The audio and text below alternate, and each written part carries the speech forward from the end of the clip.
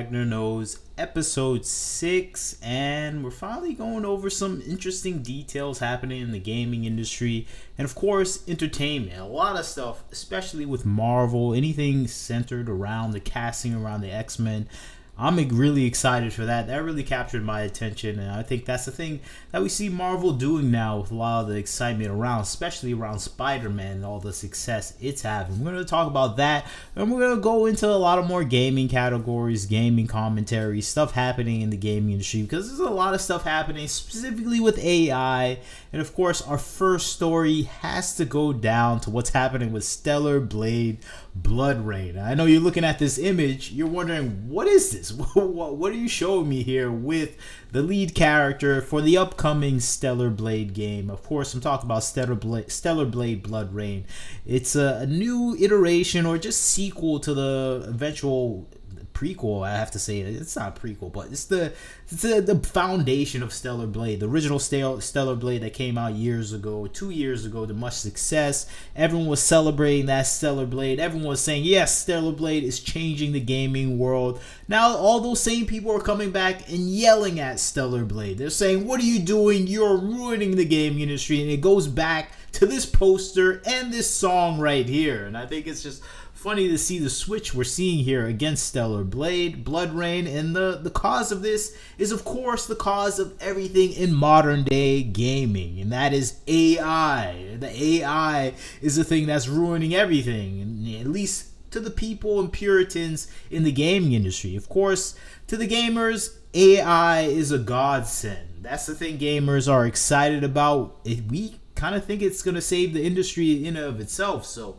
I think the response gamers are having to this story is positive, but I think the people that are still droning on and on about, hey, AI, you need to save AI, you need to stop AI, we need to save real art, I think those people are angry and out of their minds against this. Of course, you want to know what I'm talking about. I'm talking about this new post from the CEO of Stellar Blade, or I should say Shift Up, the producer of Stellar Blade, and he kind of posted something that caught people's attention, and it looked like a Pop Idol poster, and I think that was a suspicious thing to a lot of people. They're going, what are you doing? What is this Pop Idol poster you're putting up? What are you talking about?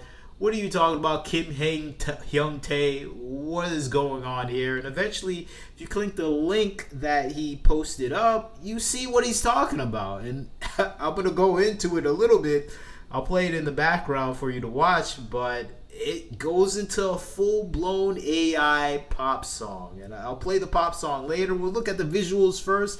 But it's clear this is produced by AI. And I think that's where the complaints are coming from. People are going, what are you doing? Why you're making content like this when you're a game developer? You already have an engine to work on and you're producing AI content now. And that is the thing that's angering people out of their minds right now. And even in the post that he made about this, people are just yelling at him saying, delete this post now, I'm never buying a Stellar Blade game ever again. And that is a situation we're seeing right now, and it looks AI generated. It doesn't look like it's the toppest tier of AI. It looks like basic AI, and from what we're seeing from the developer themselves, this is the AI model they produced themselves. So it's kind of authentic in that way, where they're not using some foreign AI model. This is something they're making and producing inside their studio. It's probably going to be used inside their games as well. So if they're producing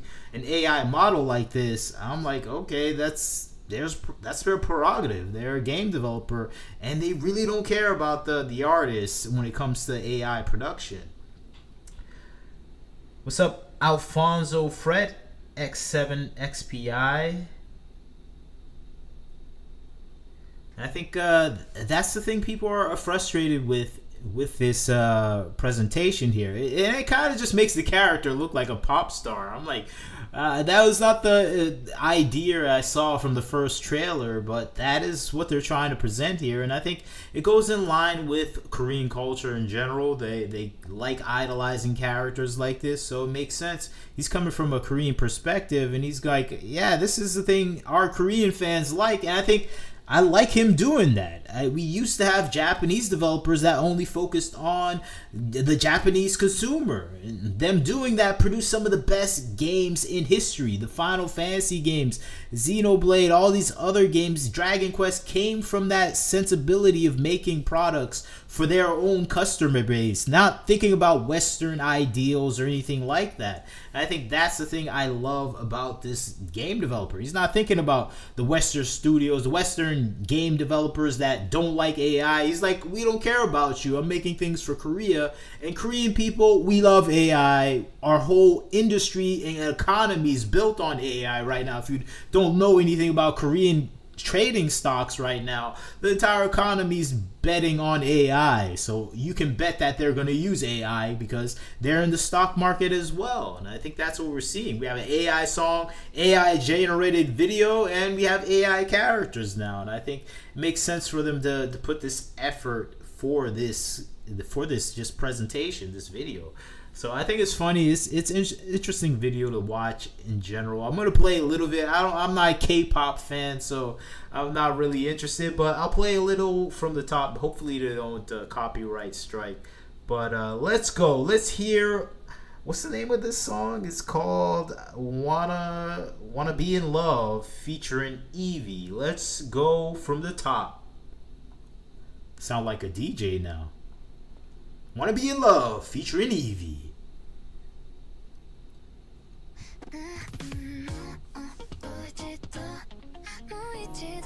Wagner knows why.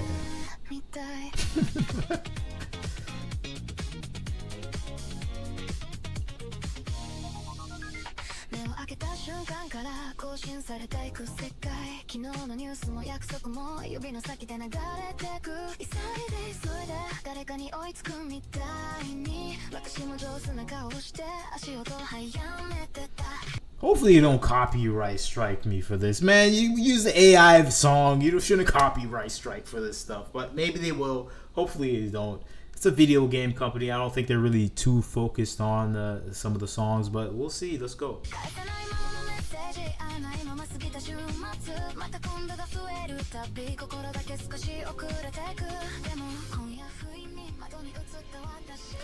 See, the AI is still janky a little, so I can see people being unimpressed with it. They're like, I like the in-game version of the character that we're seeing. Right now, she just looks like a pop star, so I understand people complaining from that end. I'm like,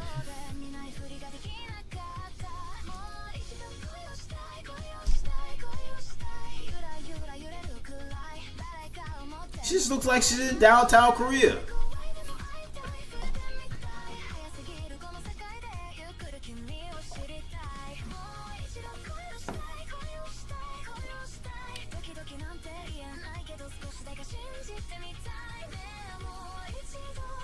Now that I'm watching it, I like them showing off the new game. It's kind of showing off the environment of the new game. So I'm like, I don't know. Maybe it's winning me over.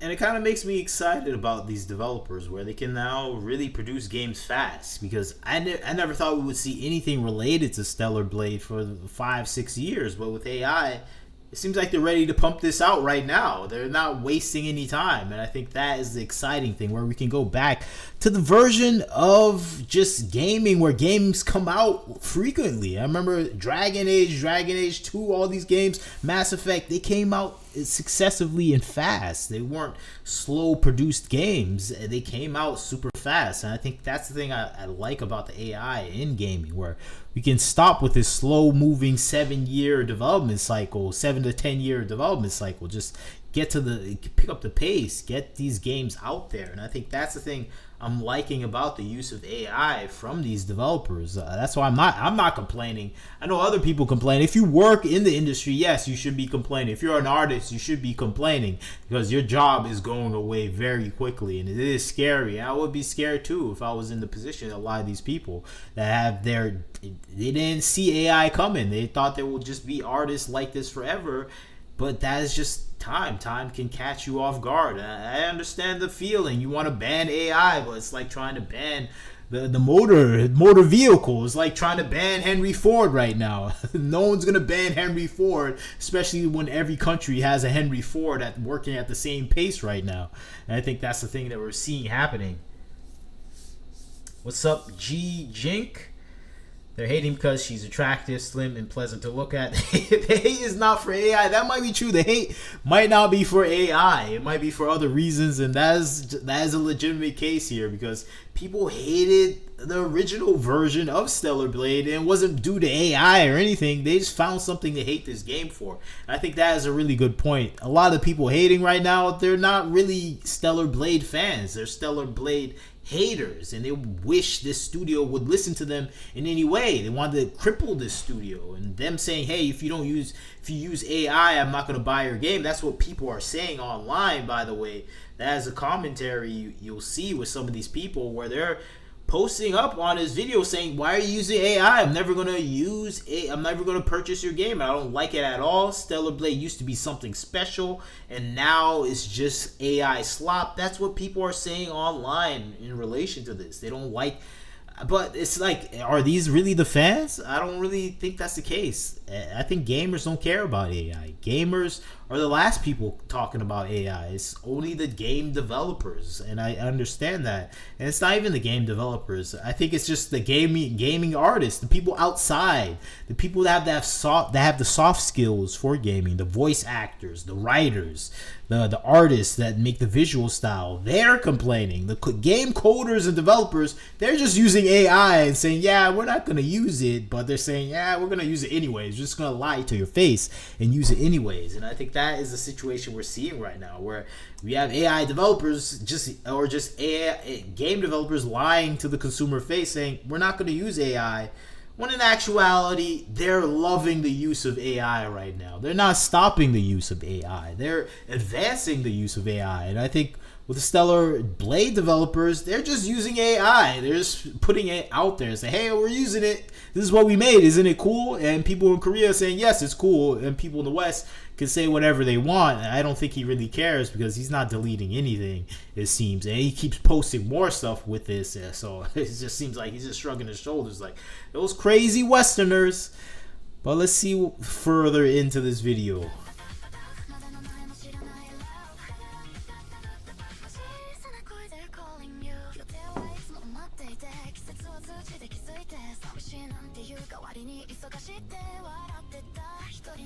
They got a good, pretty AI. They have a good AI model so far. It's not the best, of course. It's not like a DeepSeek. Well, I would say DeepSeek. Seedance.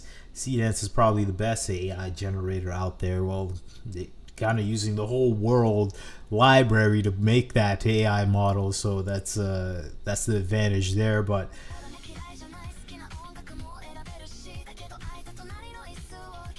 I like seeing it. I like seeing Evie eat at the. Is doing a mukbang for the audience right now. Doing the Will Smith challenge. It's working.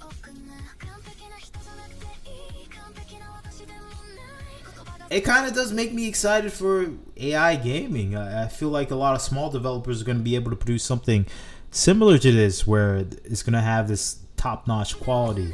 And Shift Up is, by all means, kind of still a AA developer. They're not like a AAA developer yet. And they're putting out properties faster than AAA developers that are not using AI. So I love it.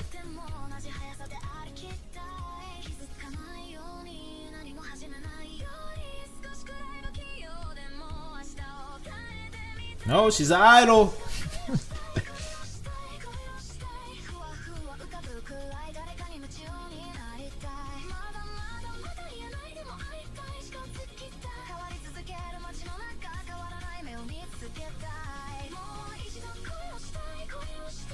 I know what's the problem. A lot of singers are scared right now. They're using an AI song as well, so it's going to be AI voice actors, AI artists for the development of the game itself, AI for the art design. AI is being used everywhere. A lot of people are going to lose their job. That is a scary thing.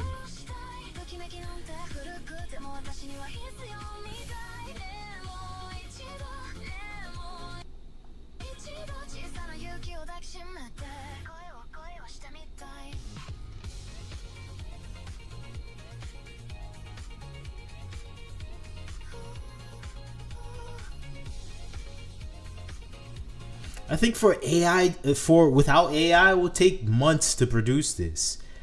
I think without AI, probably took I think with AI, it took only like a week probably to produce this.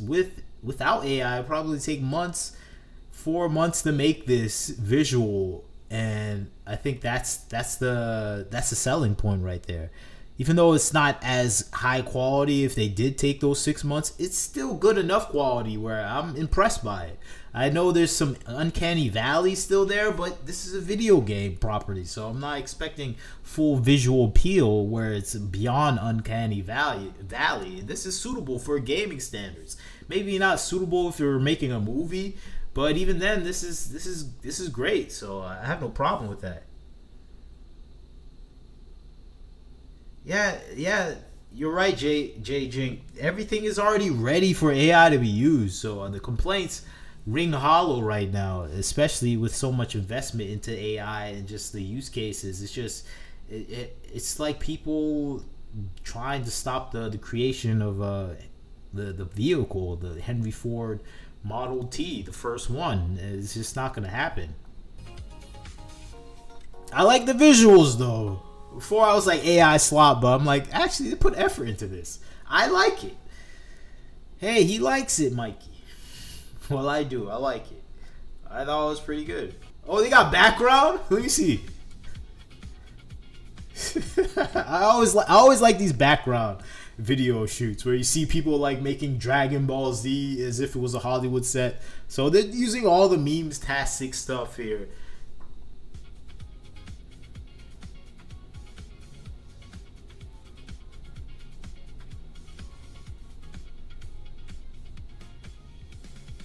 I think it's good, man. I like it. They're flexing their technology, and you can tell the people making this are having fun. Not this, but the people that made this AI visual, not the fake set. But I like it. I like it. I think people in Korea will probably like it. So let me see one more time. This is pretty good. At the end, I was saying AI. At the beginning, I was saying AI slop. At the end, I'm like, I like it. It's not that bad.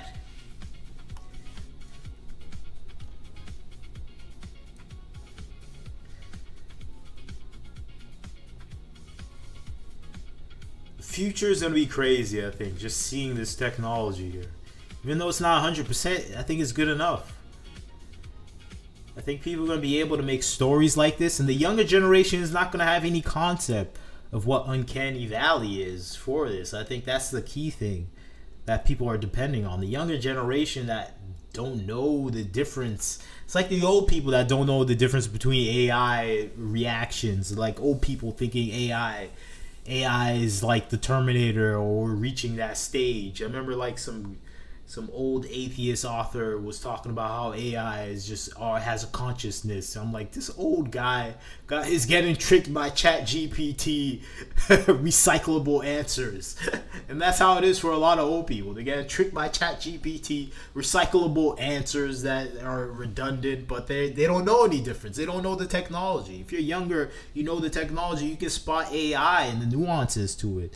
And I think that's what a lot of the people, the millennial generation, the people that live between the age of technology and the age without technology, we can tell AI pretty quickly. I think probably some of the younger generation as well. I think they can tell AI quickly, but the older boomer generation, they can't tell AI quickly. They're getting tricked by AI like crazy right now, and AI is pretty good. So I think this is what we're seeing, the difference in reaction here.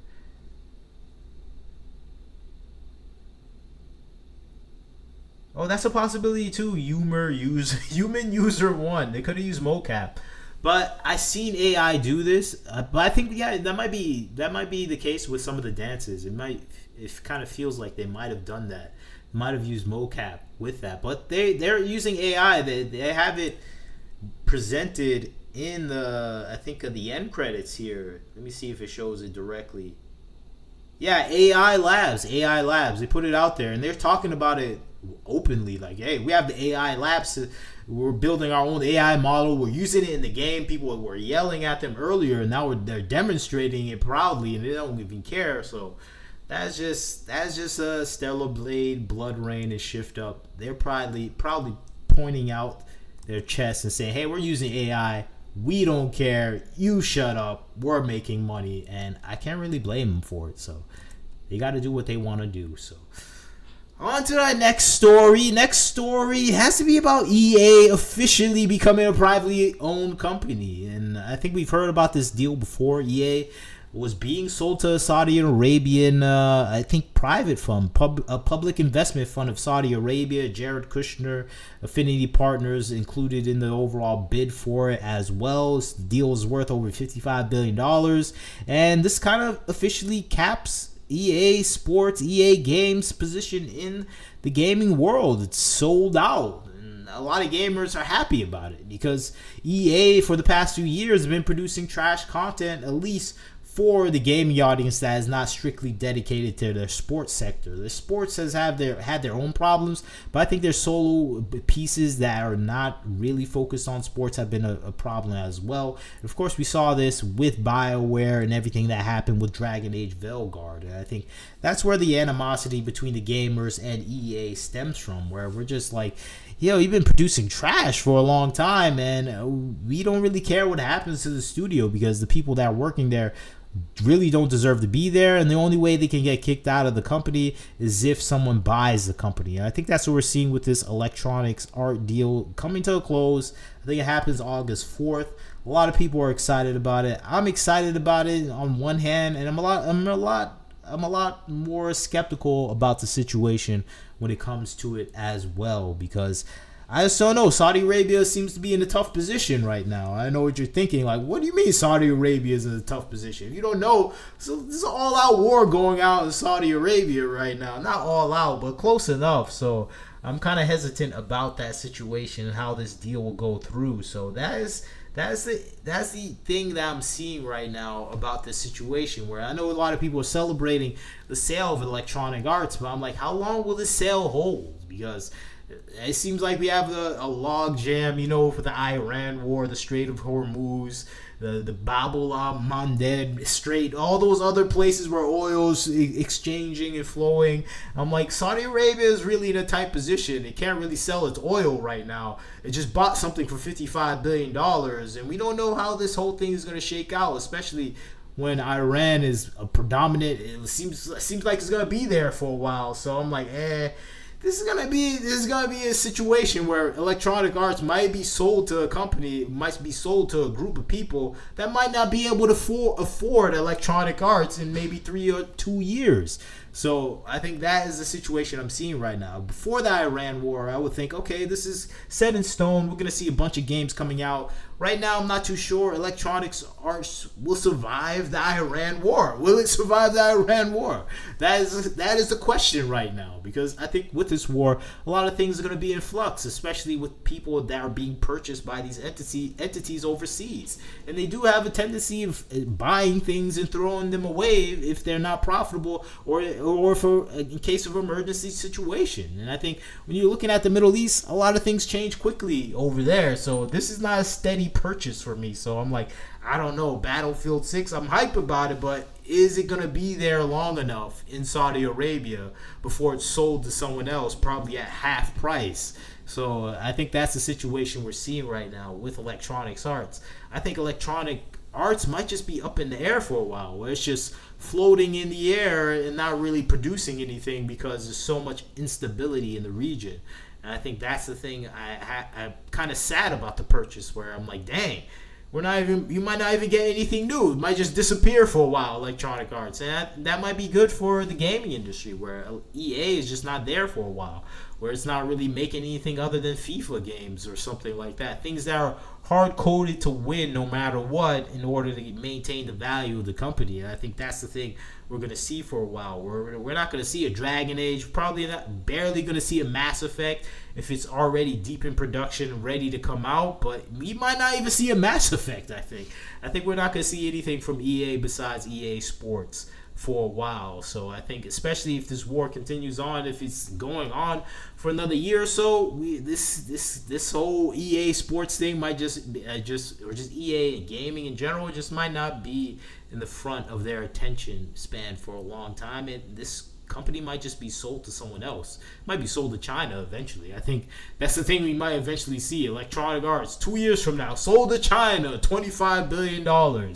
And then we'll start getting games, but it's just like, what type of games we're going to get? That EA Sports seems definitively, I guess, an American company, and now it's not really that anymore, so we can't really hang our head on the hat onto that.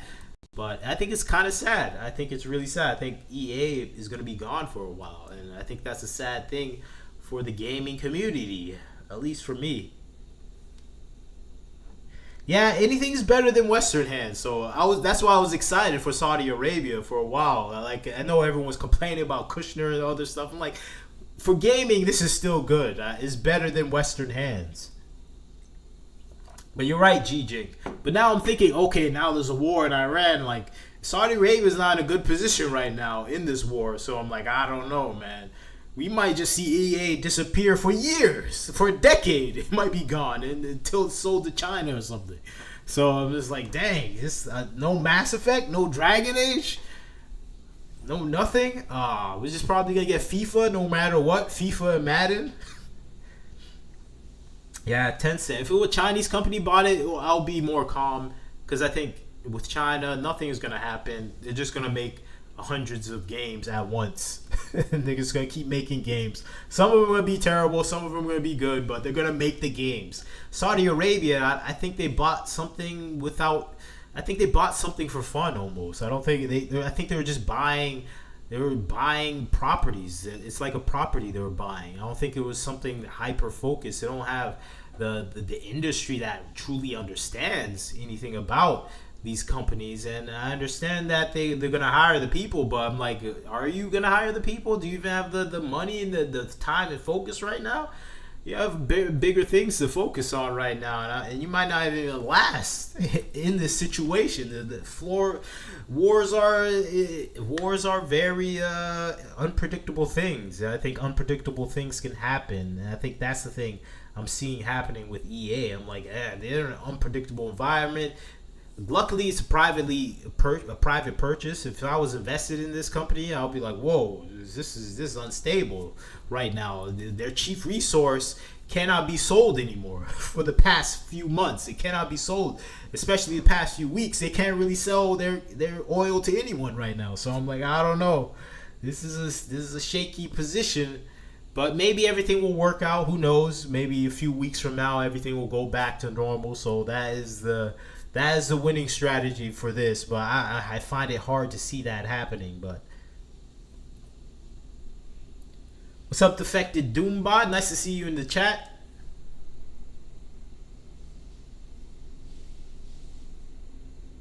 Yeah, the music video. I can see people. I can see people disappointed by the music video. I personally liked it, but I can understand people looking at it and like, what is this? This has nothing to do with the game. I think that's the thing, is breaking their immersion from the game already. I think if they released this video after the game was released, I think people would have a better reaction. Of course, I'm talking about the Stellar Blade AI. I think that's the thing. If they released that video after the game was released, people wouldn't care too much. I think it's because it's coming out before the game. I'm like, this feels like an addition that you're releasing too early. So I think that's the only complaint I have about that video, where I'm like, this is just too goofy right now. I'm trying to get hyped and serious about this game, and now you have a pop star edit. I think that is the thing that it was irking at least a lot of people in the back of their minds when it comes to the Stellar Blade edit. I'm like, dang, this is a little too fun for us. This is too fun for us. What is going on here? But it does showcase the environment too, so it makes me slightly interested in the world. So I'm still gonna buy it. I'm still gonna play it. It doesn't really affect my choice of what is going on with this game. And I think the thing is, it does create interest for me with this environment. When I see these little vignettes here of the world, I'm like, okay, they're really showing parts of this world here. So I think that's the thing I'm excited to see with this. So they really gives them more chances to explore this world. The singing part, I'm like, okay, man, get out of there with this pop singer stuff. If they didn't have the singing portion, if they just showed her walking through these environments, then I think that will be a better presentation of the game.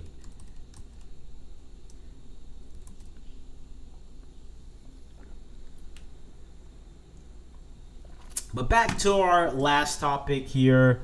Nothing else to add about EA. I'm just worried about what's going to happen with the overall list of IPs, because EA has a lot of good IPs that I like. You can see them right here. They have Apex Legends, The Sims. Whoo! The Sims are gonna be under a lot of stress. I doubt we're gonna see too much new stuff with The Sims.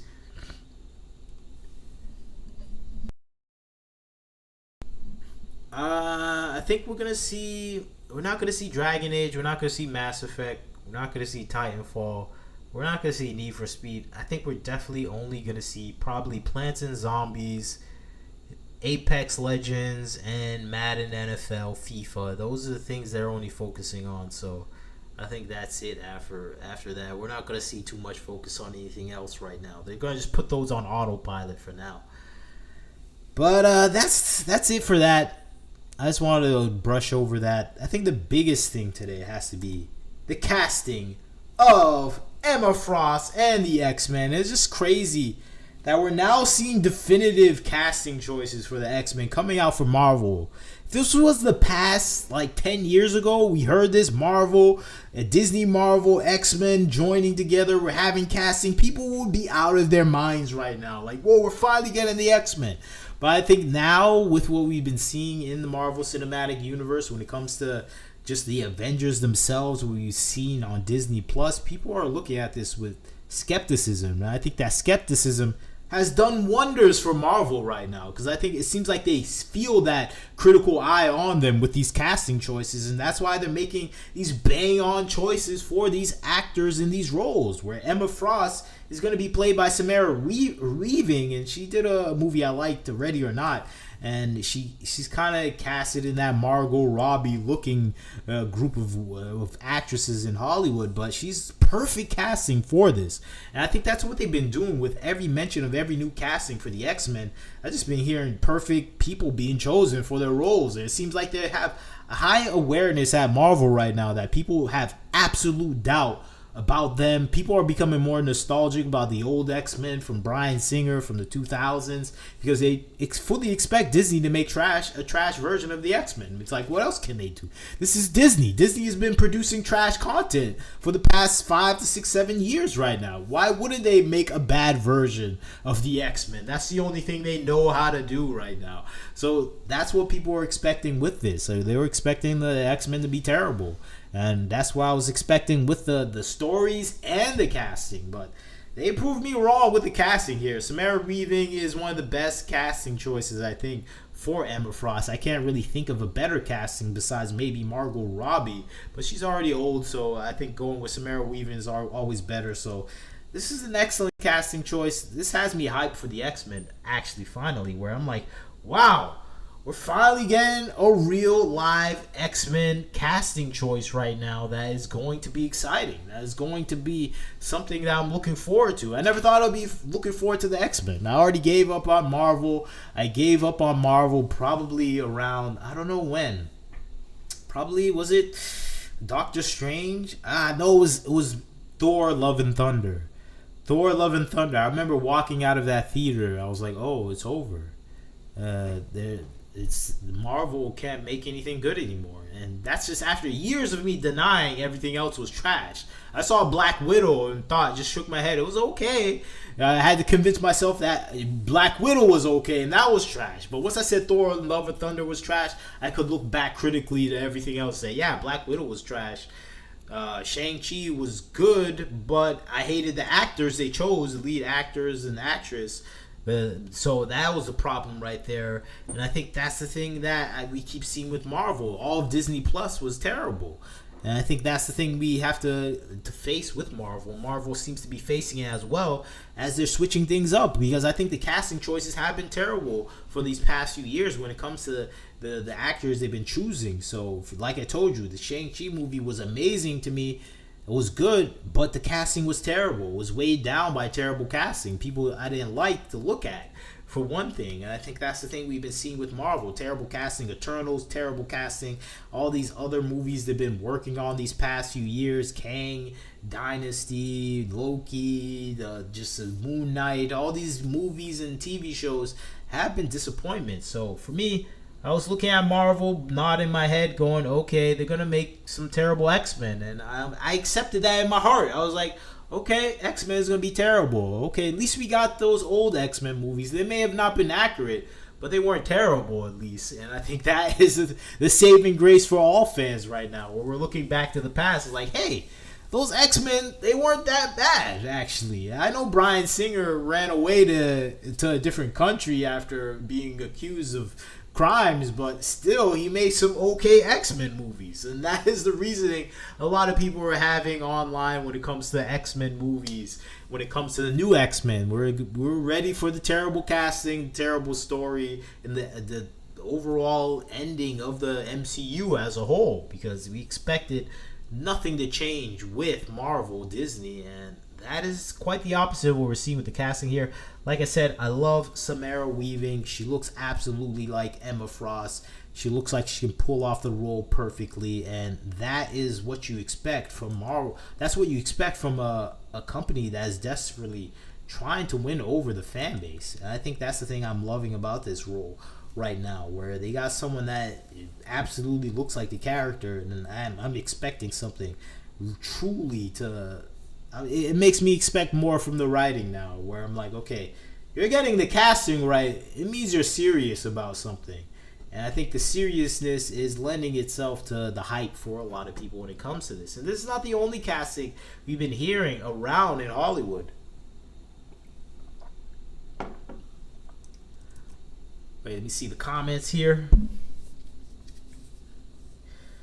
I think you're right, Defected Doombot. You're more concerned about Marvel Studios did justice to Doom after all the depiction live action movie in all these years. Yeah, I'm hoping they do good by Doom. I'm hoping Robert Downey Jr. is just the voice of Doom. I think people may have gotten over ahead of themselves with it. Maybe he's just doing a voice of Doom and we're not going to really see his face, and it's not Tony Stark, he's just doing the voice. If that is the case, I'm thinking, okay, that's cool. He can do the voice of the man inside the suit. He doesn't have to be the man inside the suit, and maybe that's the role Robert Downey Jr. is taking, where he's like, okay, I'm just going to be the voice for this, and I can do cool voices because I'm an actor. If that's the case, I'm happy with Robert Downey Jr. being Doctor Doom if he's just playing a voice and it's not really Iron Man, it's not really Tony Stark. So I know everyone says MCU is cooked, and you're right, J Jink. It is cooked for now outside of Spider-Man. Spider-Man's never going to be cooked so far, unless they really do cook him out. But I doubt they cooked him in his new movie. He might just made a mediocre movie, and that's all you need to do with Spider-Man. Make just an average movie. You don't have to do too much. You stay away from Miles Morales. You just make a Peter Parker movie, and you're going to have a successful movie right there. And I think that's the thing we're seeing right now.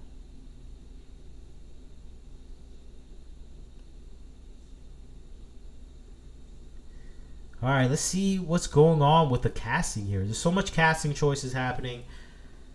I just like this actress. I liked her in Ready or Not, like I mentioned earlier today, and it's just leading to a whole list of other people they got ready for casting. And I like the list that I'm seeing right now when it comes down to these actors, because these actors are really selling the role to a lot of people. And I think people looking at this are really excited. And the director, we already know the director has been chosen, is Jack Schreier from Thunderbolts. I know people are going to say Thunderbolts was terrible. I think Thunderbolts was it was average. It wasn't anything amazing, and I think it was made under duress, and I think they made something that was okay. It was okay for the moment. It's nothing impressive, but I think it's one of those okay movies you got in the first part of the Marvel Cinematic Universe, where it was just okay, and I think with time it could be even better if we look back and they build something upon it. And I think that's what I'm feeling right here with the people that have attached to this, and I think the casting is speaking louder than anything else, where it's showing me that, yeah, we have people focused on making something that is absolutely going to win people over. And I think that people that are going to be impressive enough to pull that off. And Jack Schreier, he did work on multiple X-Men properties. He worked on X-Men First Class, Days of Future Past. I know people are going to say, hey, yeah, he worked on some other trash products too. He made the Dark Phoenix that came out. I'm like, yeah, that was not that good. And I think that's the hesitancy I have with this person, but it seems like Kevin Feige is trying to make something new here. So I'm just gonna wait. I think the new people that they got writing for this are the Beef writers. I think the Beef writers that made that TV show Beef, they also wrote for the Thunderbolts. So I think Thunderbolts script was okay. So those elements are kind of shaky to me, but the casting is still good. This looks like Emma Frost. I like what I'm seeing. Forget everything else. We got something that is looking impressive enough for at least the fandom out there. So I think this is good enough. I think this is gonna be something a lot of people are gonna be hyped about, regardless. If they continue on with this good casting, and they have even more people that they're about to announce, they're talking to the right people, and I think that's the main thing a lot of people are loving about this, where they're talking to a lot of people that are bringing about the feel of the Marvel Cinematic Universe. You can see this with the Jean Grey character. This character looks like Jean Grey, Sadie Sink. That's a perfect casting right there. So it's like double perfect casting. How am I not supposed to be excited when we have Jean Grey, Emma Frost, and if we get the perfect Cyclops? I'm going to be hyped for what they're doing with this. It's just hard not to be hyped. And if they actually drum up a good script, a good action, a good paced property that capture the attention of the audience, I think that's hard to come by Jack Schreier. He doesn't have a long background, but he has a good enough background where maybe able to pull out a miracle here. So that's what we're asking for. Just make a miracle happen, Marvel, and maybe we'll get the perfect X-Men movie that we've been waiting for. I highly doubt it, but a man can dream. I'm an X-Men fan. I'm dreaming. They got the dream casting here, so I'm going to continue to dream for the perfect movie. And we have other people or they're rumored to be cast, but there's a high amount of expectation that they've already been cast. And these two here, Kaylee Speeney, and I forget this guy's name, he's being cast as Beast. These are two actors that I'm excited about. We have two people playing up on roles. Kaylee Speeney, I think she's the one they always want to see as Ellie. She's the actress that should have been Ellie but never got the role. So seeing her as Rogue, I expect her to do good. She was in Alien Romulus as well. She's a great actress. So the other guy's playing Beast. I think that's a good choice right there. Right? If that actually plays through, it seems like the rumors are pretty accurate. They're coming from accurate sources like Deadline and other stuff. So it seems like that's gonna happen. So we have some good casting here for the X-Men. These are the people I want to see, young X-Men people put in place, and I think that's what we're seeing with a lot of the faces that they're choosing right now.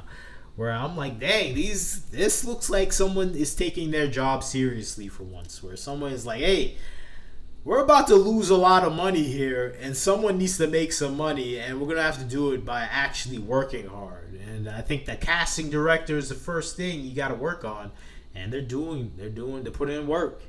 They're putting in work. One actor for X-Men that actually openly talked about it that I'm excited about has to go back to, I think, the actress. It's the actress. Let's see.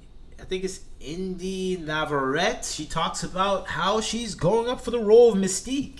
If you've seen her in her movie Obsession, she's the main lead actress in Obsession. She's a great actress. She actually has facial expressions. I think that's the main thing I like about this actress, where she uses her face because it's not filled with Botox. Because I think that's what we see with a lot of modern day actresses. Their face is full of Botox and they can't move their face. So when you see her act, she's young, so she has facial expressions still. She's not filled with Botox. So when you see her act, she's actually can act. So I think that's the thing that I love about this actress, Indy Navarrete. Of course, she's a gamer too. She used to be a Twitch streamer. She used to build her own PCs. She's just a goofy chick, and I think that's the thing people love about her. And I think that's what we're seeing happening. She's going to be playing Mystique, and she openly says that's the role she's talking with the current director, writer, and producer for the X-Men movie. So it's nothing that's coming from the actress herself. So that is a plain admission that, hey, these roles are up for grabs now, and it seems like that is the case. Let's hear it from the horse's mouth, not me. But I would love to be a part of Marvel. I think it's fun, especially since like I grew up watching X-Men. But like the the 2001, like 2000 kind of X-Men. That would be fun, but... How was your meeting with Jake Schreier for X-Men? Well, I've been taking a lot of meetings since, like, Obsession has come out, and that's been really nice because you get to meet people and you get to ask questions, and I thought what he brought to Thunderbolts was what I used to love about Marvel, was, like, character-driven and so the whole time I just couldn't stop yapping about how much I appreciated what he had brought to Marvel. And that's kind of like the luxury that I have right now, meeting all of these different kinds of people. And not all of them kind of turn into projects. It'll be, I just really want to work with you, and like, I've seen this project of yours and this and this and this. And so I just really wanted to congratulate him on bringing back my favorite thing of Thunderbolts. And he's a very sweet person. Is there a character you would love to play, or you grew up watching that you're like, oh, that would be such a dream, even if somebody already is playing them? Oh, I mean, Mystique has always been super cool.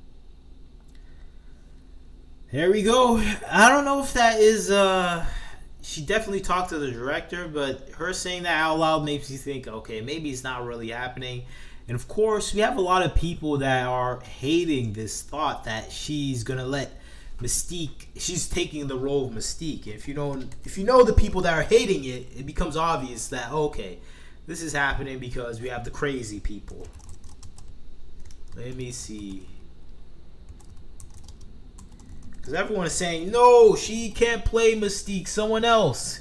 That Hunter Schafer needs to play Mystique. The same person they said should play, I think, Zelda. Of course, you know this person, Hunter Schafer, is an individual that was born in a different body that is not of Mystique. But they think that is...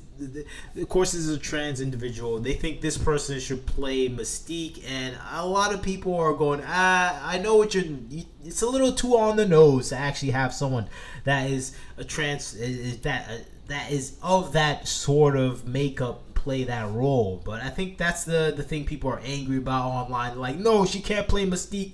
That belongs to Hunter Schafer. It belongs to the dolls or something. Whatever they're saying online. There's a lot of hate coming out for because of that, and I think that's just the nature of online. I think there's a nature, and I think that's the thing. Really, the MCU has to stay away from the online bullies. Say, hey, you gotta do some sort of representation. You gotta do this. You gotta have this person from this culture, or it doesn't make sense, or we're not gonna watch it. And it's the same thing we're seeing with Stellar Blade and the AI situation, where people saying, if you don't listen to me as a fan, I'm gonna destroy everything, and I'm gonna make sure that you do not have anything of success. And of course, sometimes you do have to listen to those people if they're the main core audience purchasing your game. But that's not the situation here. The main core audience doesn't care about those individual political leanings and representation casting. The main core audience wants someone that looks cool and is a good actor. And I think that's the thing people are going on with Indy Navarrete when it comes to her choice of becoming Mystique, where she's a good actress. She has facial expressions. So people want to see her play these roles because she actually has the skill to do it.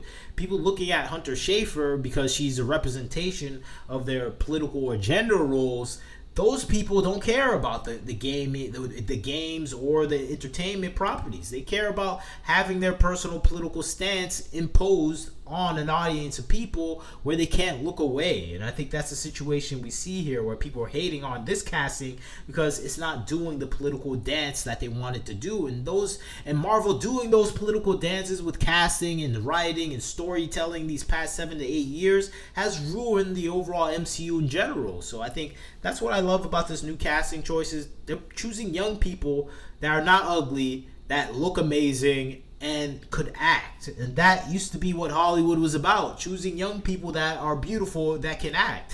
And it kind of went in the wrong direction these past few years, where they're choosing ugly people that can't act, that can't do anything, that are not impressive, and they're putting them in a position of absolute power in the entertainment industry. And I think that's what I feel with a lot of current day actors, where there's just a lot of terrible actors that are not interesting, that can't act, and they're being put in positions of absolute prominence. I think that's the situation I was hoping to avoid with the X-Men, and that's why I lost hope in the X-Men. But these casting choices put a little bit of hope in me.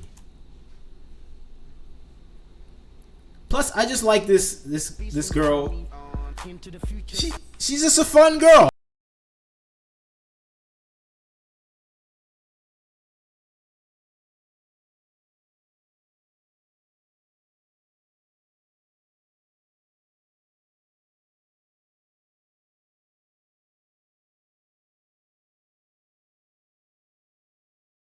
using this as an example. She's a good choice for the actress as an actress in the X-Men role. So I'm just saying, she has a bunch of these content out here. She's just funny. I want to see her in these roles. I like seeing fun people that enjoy their job actually work in Hollywood. I don't want to see political activists. I don't want to see anyone else with an agenda. I just want to see someone that's dancing, having a fun time, just trying to make something for entertainment purposes only. And I think that's the thing we need more of in society today, and I think that's what we're seeing with some of these new up and coming actors, where they're just focused on making entertainment. And I think that's the thing I'm happy to see now in the current day age of Hollywood and gaming. And that's the unfortunate lost art we've been seeing these past few years. Let's see. There's some other looks of some of the actors. I'm just looking at the actress. This Emma Frost casting is just crazy. And I'm just surprised. Why isn't this actress like one of the best actresses in Hollywood? I swear we're getting like these little troll actors that look ridiculous. They're becoming stars, while we have someone like Samara Weaving just out in the corner making nonsense movies somewhere. Like, why isn't she the lead actor in multiple movies? Why do we have like some short, I don't want to say, some people that just don't look like actors getting lead roles? What's happening here? I think that's the rut Hollywood has been in these past few years. The actresses have lost all their charm, and I think that's the surprising thing, where we're getting actually lead actress material in these movies finally.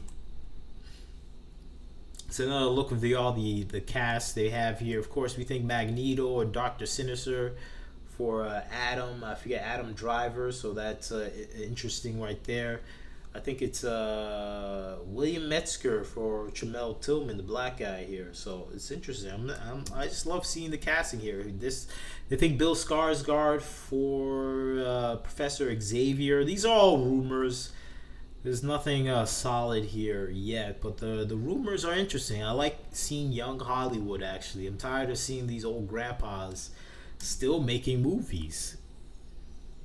Jamie Lawson. I wonder what they're going to do with Storm, though. Of course, next story. Let me look at the chat before we go into the next story. Chat must be cooking. Don't cook me, chat. I'm just expressing my love for X-Men. I was raised on X-Men, so I'm always hoping X-Men is great, no matter what. Even when it was with Fox, I was hoping for great X-Men.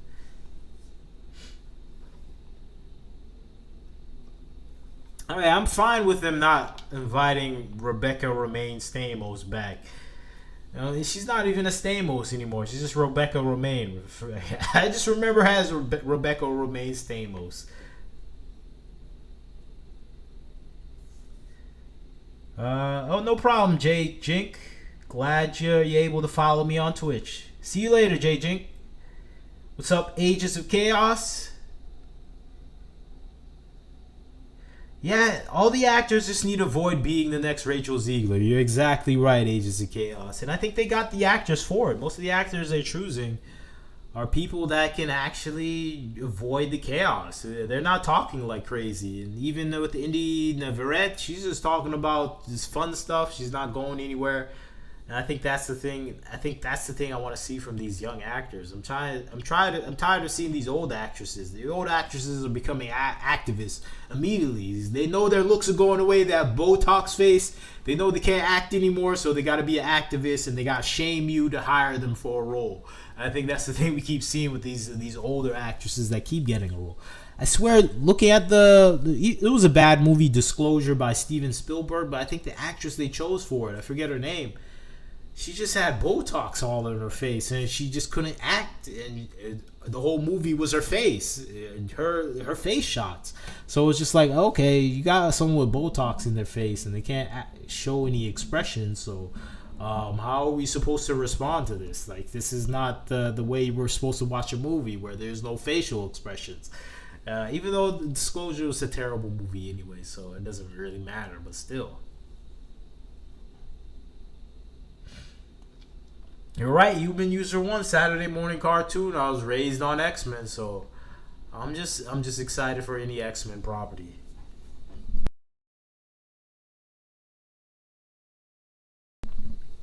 I was really losing hope for a while. I was like, it's over. We're not gonna see any good X-Men for a while. So, what's up, Ages of Chaos? Just streaming. I'm having fun streaming. I'm hoping to actually do this a little bit more in the future. I really enjoy it. But actually, if I do it, I'm gonna try to do it a little bit more. I should try to get into two times a week. That will be a good balance for me. So, all right, let's get into the next story. Wait, let me get some water first.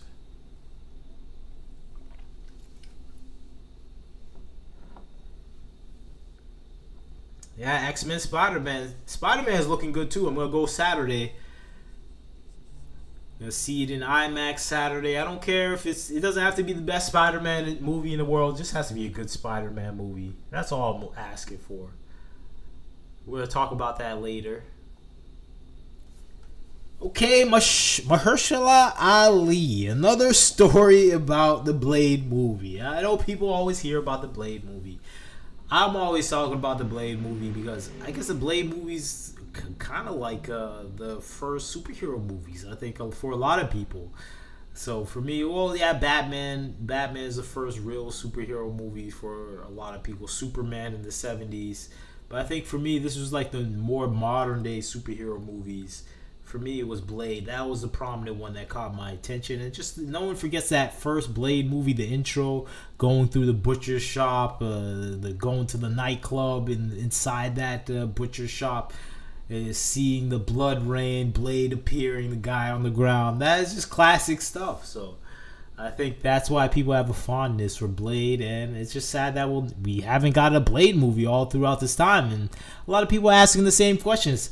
How hard is it to make a Blade movie? It's just simple. Have them kill some vampires. But apparently there's a struggle for that creation of the movie. First by Marvel, they wanted to make a Blade movie about him and three aunties, which is kind of weird. It's supposed to be about Blade. It's not supposed to be about his aunt, mom, daughter, and cousin.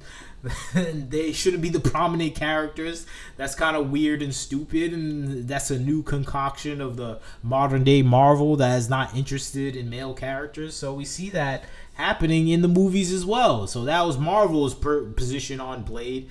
Of course, Mahershala Ali had his own position, and we go back to the slave times or something like that, and we see what happened with I forget, Sinners. Sinners kind of stole that whole sort of, they didn't steal it, but they did it first. So he kind of lost his position in making that type of movie, and it just, Marvel just lost its way. And I think that's what we're seeing right now with Mahershala Ali saying, "Yeah, the movie's dead. I'm moving on. You should move on as well." And I'm glad he said this. And I think he's just too old to even play. He's 54. I think he was already too old when they announced him. I'm like, get like some 20-year-old guy. Get some 25-year-old black guys to play this role and have him play it for a long time. I think I'm tired of seeing these same faces recycled in Hollywood, when in actuality, superhero movies don't need big-time actors. You don't need those big-time faces to play these roles. And I think that's the thing a lot of people within the movie and entertainment business seemingly don't understand. Unless it's a young actor that's hot, that is getting that credibility right now, that's the only person you should actually pick up. You shouldn't pick up like a 54-year-old guy to play Blade, who's supposed to look internally young. That's just foolishness, but that is just modern day Hollywood, and I think that's the thing we see here with this version of Blade. And Mahershala Ali calls out Marvel for just not making the Blade movie right on time for him. I think for him, he only had a chance to play in one or two Blade movies. So I think that is the thing a lot of people are understanding about this, where they're saying, yeah, we don't want to see this version of Blade, and if we're going to have an old Blade, just bring back Wesley Snipes. And I think that's what we saw with Deadpool. We got the old Wesley Snipes back. People were happy with that, and we're like, we don't need to see Mahershala Ali. We just need to see Blade as Blade, and that is Wesley Snipes for now. And until they get a young person, who really cares about anyone else? But let's see what he says. Mahershala Ali calls out Marvel for not making Blade. You had me under contract. They have billions of dollars. If they wanted to do it, we would have done it. And Simply put, that's the case with this movie. And really, I was never a fan of him in Blade. Just being Blade, like I said, I thought he was old. Never thought. I think, and it was at that time Marvel was just picking up any person that won an Oscar. I think he won an Oscar for Green Book or something like that, some random movie.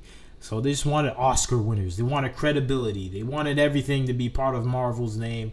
And back then, you had of course, the people that didn't really care about Marvel or comic books wise being hired at Marvel. You had, I forget, something Alonzo, that woman that didn't like X-Men because it had men in the title. That person was hiring and casting people. So you just had so much people in control of Marvel that didn't care about the situation, mucking up everything, trying to grab credibility within Hollywood by giving money to these Hollywood actors that didn't really matter, but had the right politics, and it's just nonsense hiring. It was stunt casting, and I think this is what made me doubt anything with the X-Men, because they're hiring people like Mahershala Ali. I'm like, okay, this guy's 50 years old already. Why are you hiring him? You need to hire a young guy. But that is a situation we see with a lot of Hollywood studios, and Marvel is a victim of that. And I think that's the thing that made me doubt anything happening with this studio, with the X-Men. They had billions. They only had a few million for him, though. They didn't have billions of dollars for this movie. I know he's saying that as just like over exaggeration, but yes, they had the money to make a movie. They could have made a movie for $100 million. People would have went to see it.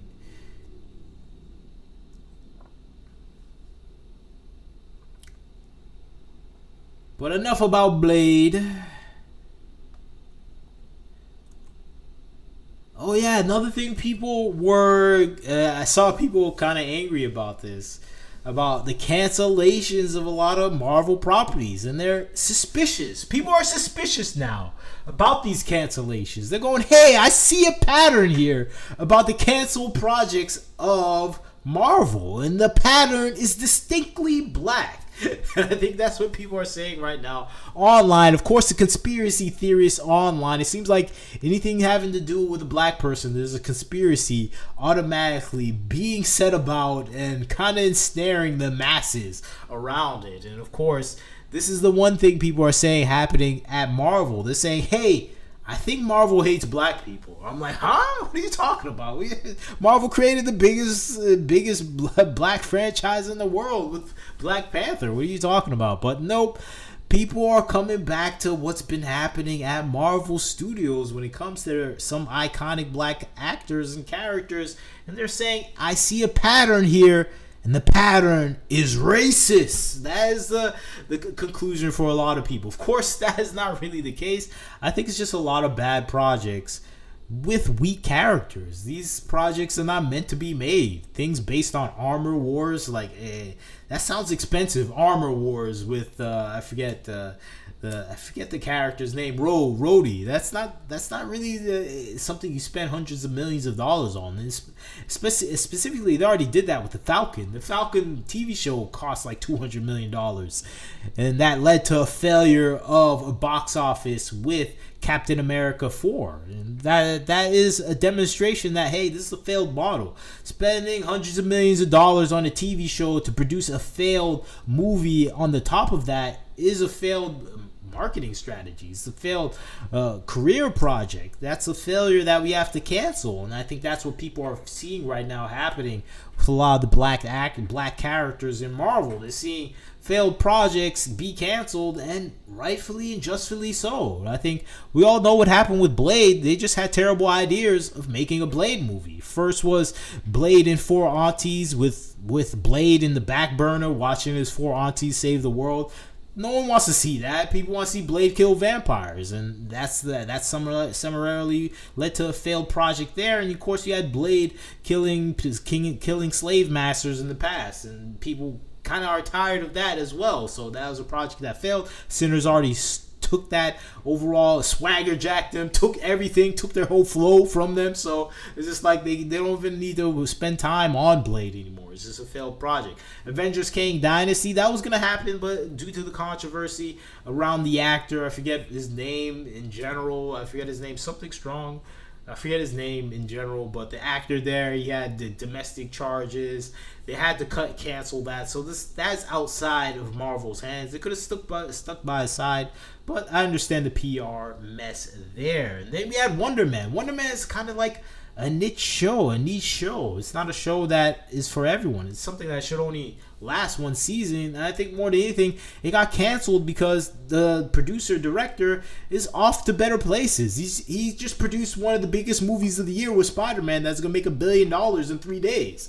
So he's not gonna be around to work on this. He's gonna get bigger, better projects, another Spider-Man movie, probably Avengers movies. He's gonna be doing everything Marvel, so he can't really focus on Wonder Man, and he's probably gonna produce bigger properties and shows that we can't even imagine. So that just lost the key producer there. The producer is probably interested in anything else. Yeah, you're right, Agents of Case. Jonathan Majors, he kind of messed up that situation himself, so he lost that. Who's Wonder Man? He's kind of like, Wonder Man is like Vision's consciousness inside a human actor's body. That's at least the comic book version of him. Here, that's the I don't know if he is like that in the show. I never watched the show, so I don't know if he's that version of Wonder Man. But he's like a failed actor. He gets implanted with Vision's memories or something like that, and he gets his powers eventually, something like that with this actor, with this superhero. And he's an okay superhero, of course. He wasn't originally black, but it doesn't really matter. He's not really a big time character, so I'm like, I don't really care about the race swap. It's just not an interesting story. I think it kind of makes sense. It's kind of a one-off story that you would make on the side. It's not something that should have 12 seasons or 5 seasons or 3 seasons. And I think a lot of people are just tired of seeing movies about Hollywood. That's the main reason I didn't watch Wonder Man. I'm just tired of seeing anything praising Hollywood about acting. The struggle of acting is so hard to be an actor. I have to struggle with the emotions. I'm like, shut up, man. I don't care about your struggles with the emotions of being an actor. Who cares about your industry? Make something that's about superheroes and I'll pay attention. And I think that's the thing I don't like about Wonder Man. I'm like, okay, I don't care about the details about acting, looking for roles, walking down through LA, especially having been in LA. I'm like, this dirty LA. You're showing me the clean parts of LA. LA is dirty. It's a mess. It's ugly. There's thieves and violence everywhere. I'm like, man, get out of here with this clean version of LA you're trying to show me. But that's just me personally. That's my personal reaction. I think with Armor Wars, it's just a ridiculous idea. Every time I heard Armor Wars, I'm like, you're going to spend $250 million on a TV show with roads? And it's going to be trash and with terrible writing because the writers are probably going to focus on modern day politics and stuff like that. No one wants to see that. And I think that's what we saw happen with Armor Wars. It was the reaction to people rejecting multiple other TV shows like Captain America, Captain and Falcon, whatever. I forget the name of that show. Like Moon Knight, like Loki and some of these other shows that were successful initially, but eventually their second seasons were failed or initial release were failing. I forget the Secret Wars. Not Secret Wars. What was it? The Skrull Invasion show. That was terrible. I forget the name of that. Secret Invasion. That would have been a good storyline, but they just made a terrible TV show. Anything with the witches from WandaVision. They just have so much terrible shows. I don't remember their shows. They have the Daredevil chick with one leg show. I forget that show.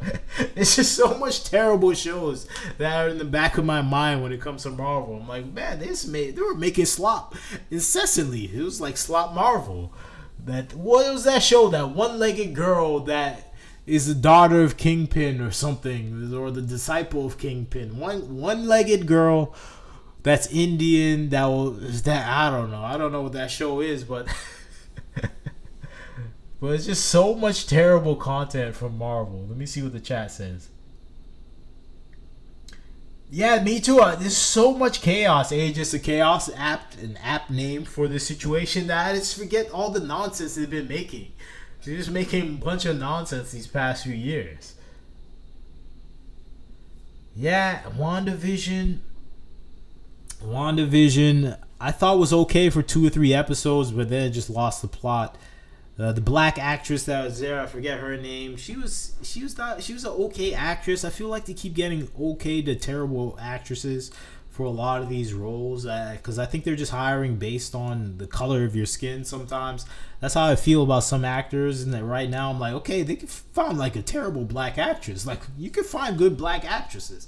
Find a good one for once. Like, no, this is the representation we need. I'm like, okay, please find a good actress. You can go to the theater. Like the woman that plays in that Wizard of Oz movie. She's always tapping her head. She's with Ariana Grande. Let me see. She's a good actress. She was in that Oz movie. She's a great actress. Cynthia Erivo. She's a great actress, and I don't like her as a personality, but she's a great actress. She knows how to act. She doesn't look that. She doesn't have the looks, but if you put her in a role, I know she's going to be acting her mind out because she has the skills. But I feel like even some of these TV roles, they're not finding good actors. They're finding people that don't know how to act. They're getting terrible writers, specifically Marvels. They're finding bad actors, bad writers, and they're bringing in TV producers. They're bringing in movie producers to make trash content for TV. It's just like, what is happening here?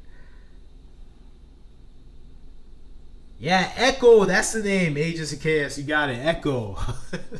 There's so much terrible TV. I remember watching the Moon Knight show. I was struggling. I was trying to convince myself Moon Knight was good. It's like, this is a good show. Look at the costume. The costume is good, so the show is good. That was my logic with Moon Knight. By the way, I know it's terrible logic, but it was my logic.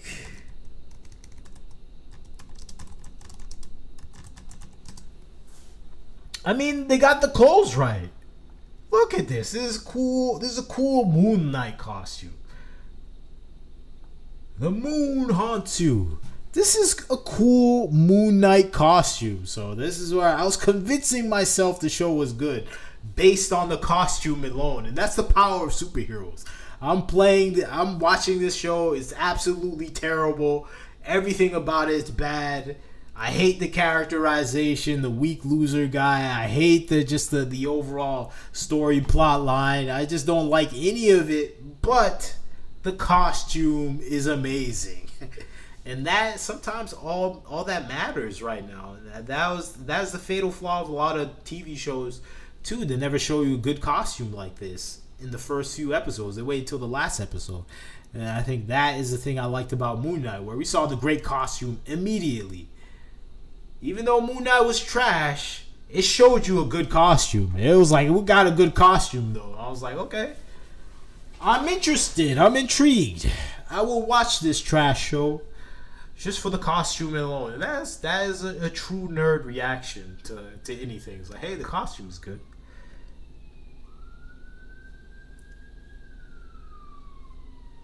Yeah, that was the right time to stop following Agents of Chaos. After a WandaVision and Shang-Chi, it's just like, Yeah, for me too, Marvel Rivals saved Marvel for me. If it wasn't for that, I wouldn't care about any Marvel characters right now. I wouldn't be interested. I would be gone. Marvel needs to thank China for that. They saved Marvel. So I think a lot of interest in the Emma Frost character and all these other actors are like, it's coming from Marvel Rival fans. Like, oh, they got the look, the feel. It looks like the video game. Well, Emma Frost won't look like the video game. She'll look like the comics. She's a little too slim for the video game version. Yeah, I heard about the problems with Tokon.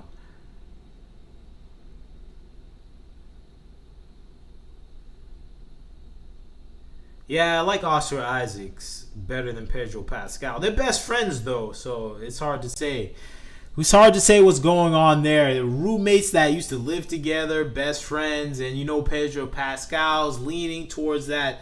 He's leaning on a curve. He's not straight. He's on a curve right now. So I'm like, I don't know, I don't know. I don't know what's going on with Oscar Isaac, but oh well. That's his private life. I'm not going to interfere with that.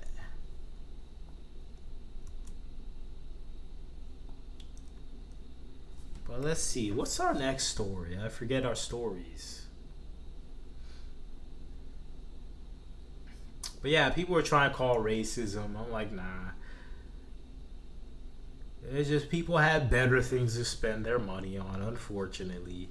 And Marvel just messed up the overall productions of some of these properties. And some of them were just bad ideas. Armor Wars was always a bad idea. So Kang Dynasty would have made money, but Jonathan Majors messed that up. Wonder Man never had a chance of being anything beyond this because no one wants to hear from Hollywood. Blade just was a terrible production, and they had terrible ideas from a terrible team at Marvel and Mahershala Ali himself. So it was just a failed project destined to never amount to anything. And I think that's the thing people are seeing with this current crop of failures right now. But oh well. We have a few gaming failures. And we have to go to the most prominent gaming failure, and of course that has to be Halo right now. Halo is the star of the gaming flop show right now, and it's not really doing that good on Steam. It's not getting that attention it thinks it deserves, and a lot of people are happy about it. I can't really hate on them for it because Halo has kind of brought it upon itself. It was really functioning as a game that was not trying to actually appeal to the fan base that really support it. I think that's the thing that we're seeing with a lot of the properties happening in the gaming environment these past few years, and Halo is a prime example of that. And this boss chick is the biggest headache it has right now, at least for the gaming audience. And let's watch a little clip of her. Chief, I gotta do this. Why does she have to talk like that? Chief, I gotta do this. I'm like, what the heck? Got a southern drawl in space. I gotta do this. I gotta do this. I gotta do this. I gotta do this. Chief, I gotta do this. It would haunt me every day to know we let this nightmare factory survive. And I'll be damned if I let a Spartan steal the glory on this one. Yeah, no shit. You're staying behind, you fucking retard. Okay. People gotta add their 2 cents. I understand. But a lot of people complaining about this in particular because it kind of makes it known, this game, what they're doing with the Halo franchise. And I know what you're thinking, like, what are you talking about? How are they gonna make it known more than just the boss chick lesbian that we have to play as? That's pretty obvious already. And yeah, that is pretty obvious, but not as obvious as naming the ship of the boss chick lesbian the Triumph of Tolerance. And that is what people are looking at the ship that is managed by these people, by the boss chick. And it's like, what? They actually called it the Triumph of Tolerance? And that's when you understand the people that are producing games at Bungie, at 343 Studios, at all these other studios that are making content right now. It becomes clear and obvious that, oh, okay, the agenda was clear. The agenda was always apparent. The agenda was always going to happen. And of course, the failure of Halo was going to be this way. And that's what we're seeing right now with the Triumph of Tolerance. That's what we're seeing with Halo. That's what we're seeing with so much other properties that are occurring in the gaming world today, where these studios simply can't help themselves. They just want to make something that is representative of their politics. And when you have to call a ship the Triumph of Tolerance, who would even call a ship the Triumph of Tolerance? Who will call a ship Tolerance? That's not the name of, like, especially Marines. Why would you call your ship Tolerance? You would call it the Kill Zone or something. the ship of disaster. The ship of our mighty fist or something like that. That's stupid names, but it's better than the Triumph of Tolerance. And that's what people are laughing at with this game. It's just like, wow, they really didn't hide their intentions here. And I think we should always know that that's the case with Halo. It's always been about this and representation and everything else that we see at the forefront of gaming. And a lot of gamers are kind of finally noticing that's the case. That's the history of the current Halo franchise. The Triumph of Tolerance. I said the same thing. What type of name is that? And it's just like, whoa, these people can't help themselves. And you realize that's the case when you look at the makeup of the staff for 343 Studios, where it becomes apparent and obvious that this is not the same people from the past that used to make games. No, it's not the 2010s team of jeans and shorts and khakis, people that are just down to make a video game. It's not those people anymore. No, it's the Women's Day photo people, the people that are so embarrassed about themselves they only take the pictures with the marketing and HR team for any global picture they're going to release. And I think that's the situation we keep seeing within the gaming industry. The gaming industry is just lost. It's just lost. It doesn't know where it's going.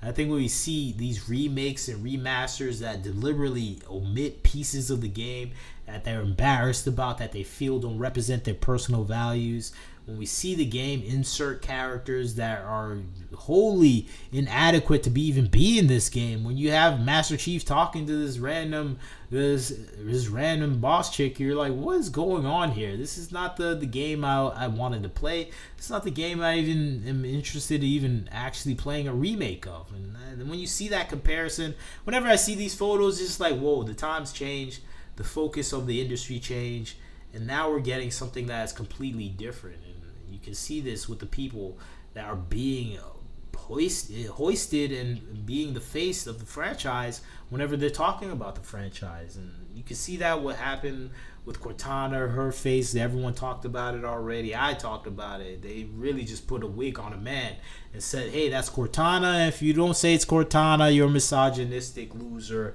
and you are evil. That is the sentiment around the block for a lot of people when it comes to the games that are coming out right now. It's just like, whoa, slow down. We don't really see it that way, but a lot of people do see it that way, unfortunately. It's just crazy to see that. The Triumph of Tolerance. That is the name of the ship that we're playing in the prequel episode for the game. We're in the Triumph of Tolerance. We're going to save the world from the intolerant kind. It's just like, what's going on here? We're gonna save the world from those that do not believe in our principles, the woke principles. It's just like, wow.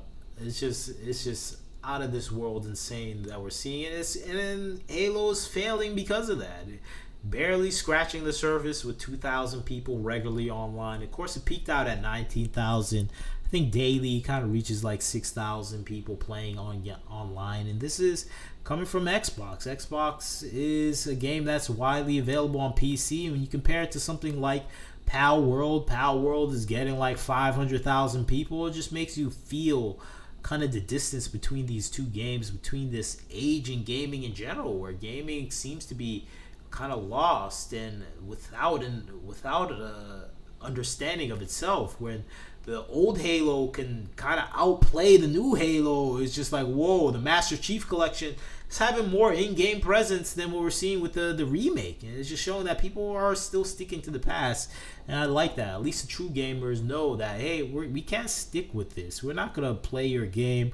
We're not going to play your new and improved version. Even though it might have better graphics, so what? I'll play the worst graphics. It will be fine. And at least I'll get the version of Halo that I remember. And I think that's what these remakes fail to do. They always fail to bring back or enhance that older version. They kind of disenfranchise the older version, where the older version becomes more of a necessity because of these remakes. Because we see you rewriting history, rewriting the game, inserting your own 2 cents into the properties. And I think that's the thing I find the focus from this situation, where it's just like, okay, you got to save those old games because they're going to try to change all the new games, and most of these new games are going to look like this. They're going to look like a collage of faces that I never want to see or play as. And I think that's the thing a lot of people are now understanding about the current shape of the industry today. So stunning incompetence is all I have to say.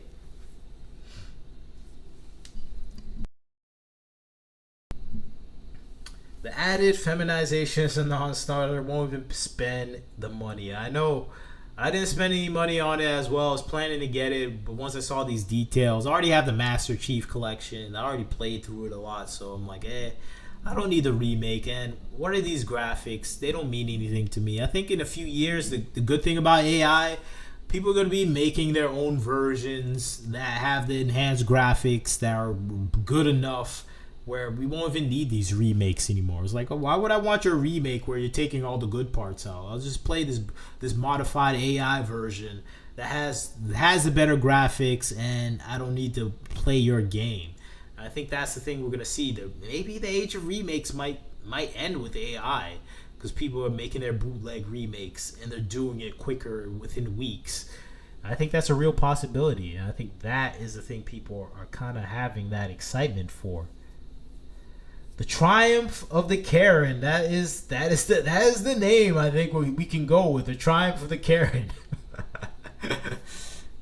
The Triumph of the Karen. And this is the collage of the Karen. These are the faces of gaming. It seems like you can't avoid them.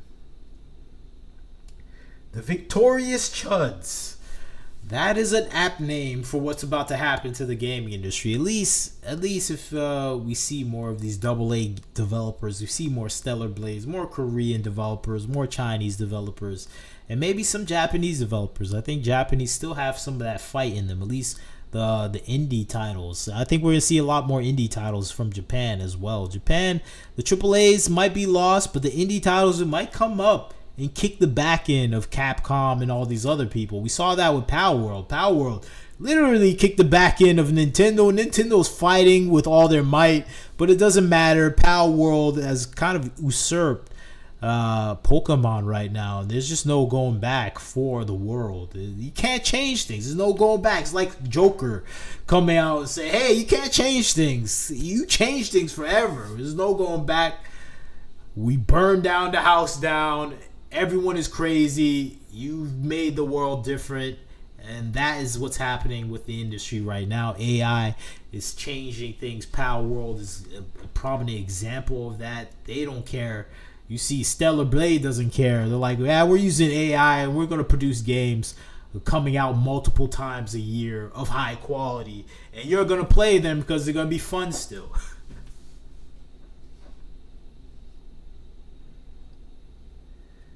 Yeah, I think you're right, Agents of Chaos. The worst graphics sometimes have their own mystique. I remember playing, I think, an old Deus Ex, and like just the old graphics go with it. I don't really want to see a remaster of it. I'm like, okay, I don't want to see the remaster. They're going to take things out, but I think just the mystique and how things feel. The Knights of the Old Republic is another thing.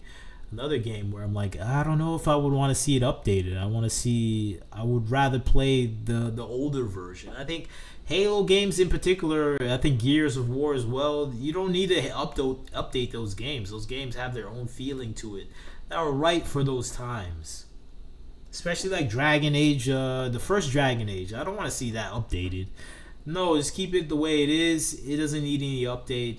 It may need a refinement, but other than that, I think it's a functioning game that a lot of people like playing.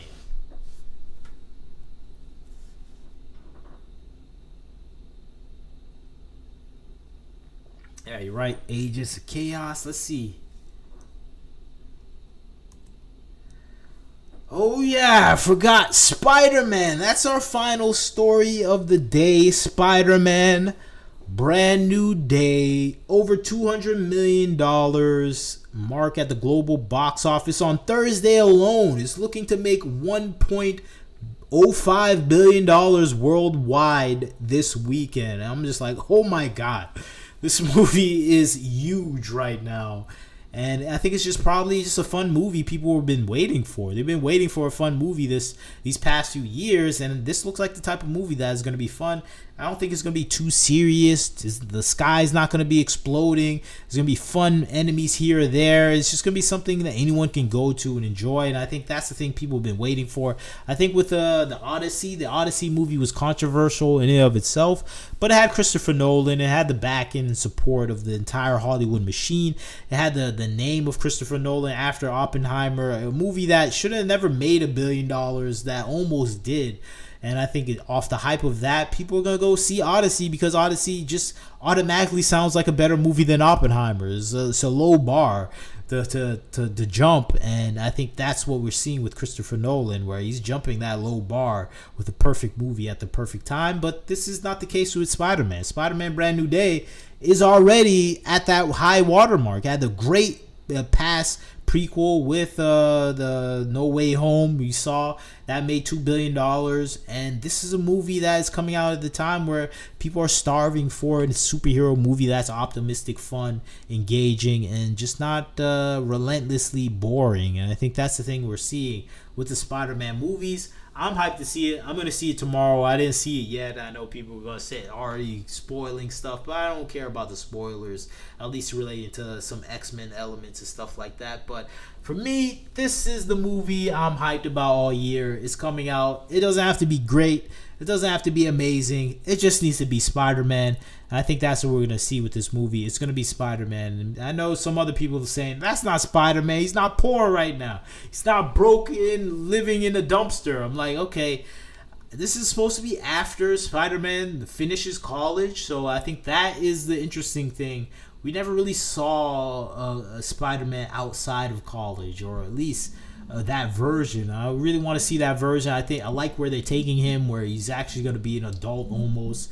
So we skipped that to college years version of him. And I think that's an interesting take to have that. I like to see that. We already saw that multiple times, the college version of Spider-Man. So to see one that's out of college, that's pretty professional about the things he does, has his own reputation, that has me interested to see what's going on with this Spider-Man movie. But I'm hyped.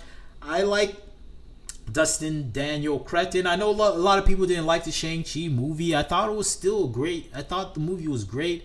I thought the actors were terrible. The two main actors. So that's why I understand people saying it's a terrible movie. I'm like, yeah, the two main actors kind of messed up the whole movie. They're not likable people. They're not great actors.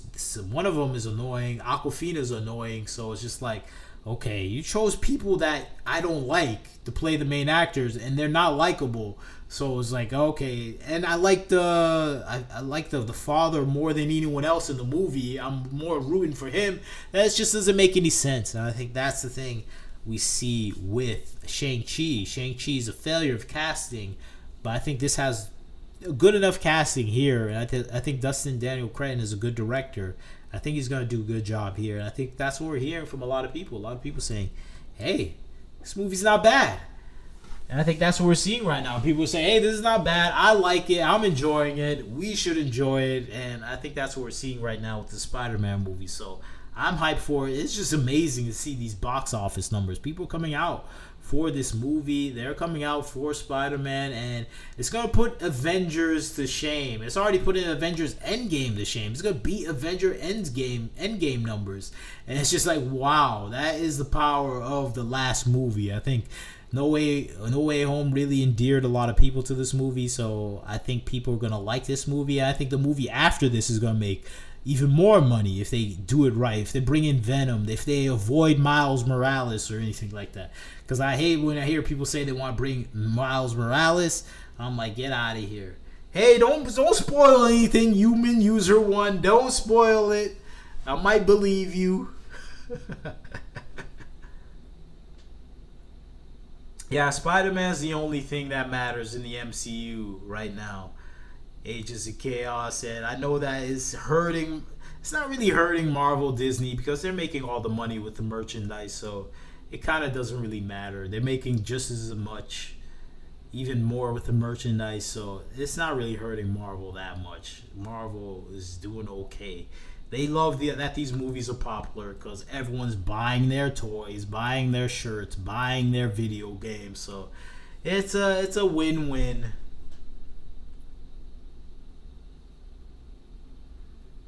Yeah, I think that's the problem. I understand people are being frustrated with that, like never seeing MJ, that pure MJ casting in Romance where they're married. So I think they're eventually gonna get there. I think that's why I like that he's past college already. He's becoming an adult. So I think we're gonna get to that point. I like that the last ending where everyone forgets him. So I think that's the thing I'm enjoying about this version.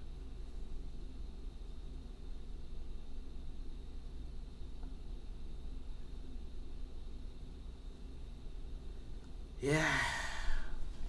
Spider-Man. Doing what a Spider-Man can. Go back to the cast. I'm just loving this cast here. That's why I'm just hyped about this. They chose the perfect rogues too. The Kaylee Spaney, she's a real good actress too. If you see some of her movies, so they choose all the perfect actors right now. So I'm hyped. I'm going like, dang, the X-Men is looking like a pretty good movie. I don't know.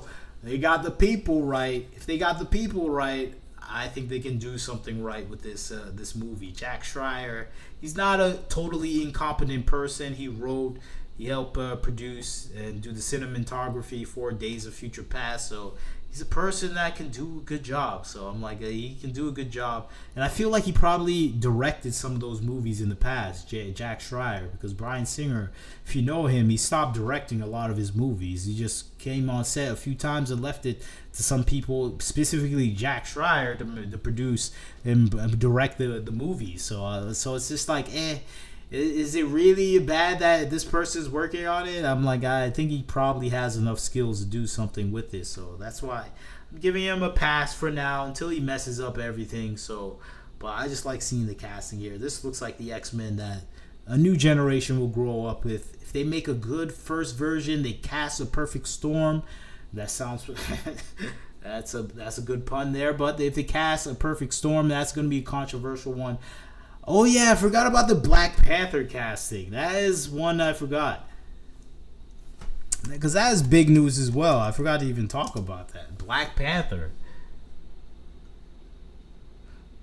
David Johnson. I don't know. I don't like what he does with his mouth. His mouth is always closing. It's like making a bubble face. I'm just like, see, he's always doing that face. So I'm like, why is he always looking like that? Hey, open your mouth. Don't make that expression. His mama needs to slap him, tell him stop making that expression. That's, if you were young, your mama would slap you like, well, stop making that face. And you will stop making that face. See, he's always doing that face. He's like doing the pufferfish face. Like, that's just an annoying face. But he does kind of look like Chadwick Boseman. So that's the main thing I like about the casting. He looks like Chadwick Boseman. He's a little short though, so I'm like, I don't know. He's a good actor though. I saw him in The Long Walk, so I have nothing against his casting in general. I just don't like he's making this face all the time. I'm like, what are you doing, man? Fix your face. Your mama tells you to fix your face. You gotta fix your face, sir. But yeah, it's interesting casting. I think a lot of people are frustrated. We still want to see Black Panther. We want to see T'Challa. We don't want to see a T'Challa Jr. or anything like that. But all of his roles, he's been good in a few roles. I haven't seen him in all of his roles. I just seen The Long Walk. He was good in Alien Romulus. I haven't seen him in The Industry. Nah, I only saw 2 movies with him, so I don't know anything else. But he was good in those movies, so it's hard to say if he's a good casting. He's a good actor, so that's all we can ask for. So it depends on the script. But I'm kind of tired of the Ryan Coogler era. Hopefully Ryan Coogler's version of Black Panther is his version, and when the X-Men come out, we get a completely different version of Black Panther. We don't focus on that one anymore, and I think that's the best situation. Ryan Coogler kind of detaches from the Black Panther project, and I think that is what I'm hoping for. I know people will be mad at me, like, why do you want Ryan Coogler to step away? I'm like, he's too attached to Chadwick Boseman. He wants to do all this legacy stuff with him. I say throw out the whole casting for Black Panther. Everyone, they don't matter. Just get a new T'Challa that is cool, tall, and interesting and captivating, and I think that will be good. I don't feel like David Johnson has that feel to it, but it's just we'll see. I know a lot of people wanted Damson Idris, but he does look like Chadwick Boseman, and I think that's the only reason they cast him in the role. So it's okay. It's not completely infuriating. Yeah, he only looks old because he keeps making that old man puffy face where he's closing his mouth, doing the puffer fish. You gotta stop doing that, man. It makes you look old. And he keeps doing that. In this picture, he looks pretty good. He looks like Chadwick Boseman. So I think it's good for the Ryan Coogler trilogy. It's good for the last movie he's gonna make. And I think they should recast T'Challa after this movie. They shouldn't be hung up on Ryan Coogler's universe or world that he's gonna make, because I think it's gonna be probably isolated again. And I think it's not gonna be. I don't like his hyper focus on kind of women centric things in the Marvel movies. I know it sounds terrible, but I'm tired of seeing, like, especially the last movie, it just felt like so dominated by feminine energy. I'm like, dang, can we get like some manly people in this Black Panther movie? Something going on here. It's like, can we have some representation here? So that's just my personal thing. I feel like he's gonna be surrounded by 10 boss chicks. That's the one thing I don't like about some of the Black Panther content, but it's okay. Ryan Coogler is still a good director, so it should be fine. All right, let's see what else we got. I don't think we have anything else.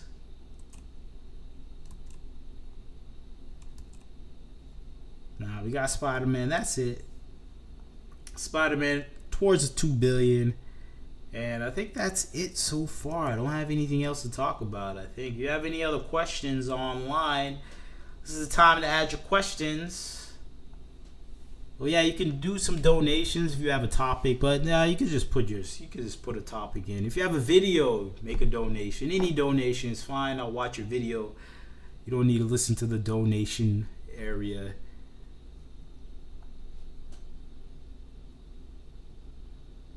Yeah, that's why I don't like about the Black Panther movies. It's like, I feel like they should. It just doesn't feel as masculine. Even the first one, but the first one was still good to me. But it's just like so much boss ladies. The second one was terrible to me. I'm like, oh, it's too much estrogen in the room. I need a break. I can't even watch this, and I barely even finished it. And I'm not looking forward to Shuri being anything. So that's one of the reasons I'm kind of not even excited for the Avengers movie. I'm like, there's no Black Panther in it. It's like, who's in it? There's no Black Panther. There's no Iron Man. There's no one else. There's no Hulk. When can we get a good Hulk back? Like, what's going on here?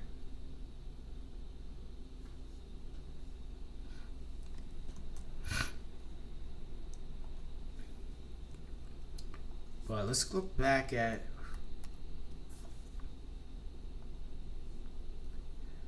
Let's go back. Since we're ending, we should watch this video one more time.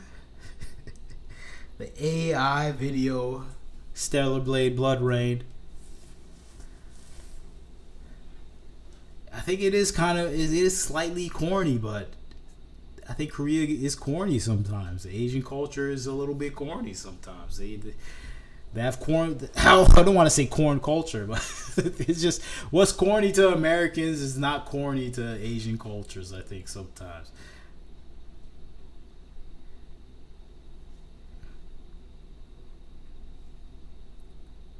I didn't even notice these scenes last time. I was just joking, but I'm like, okay. It kind of has that Ghost in the Shell feel. I like that.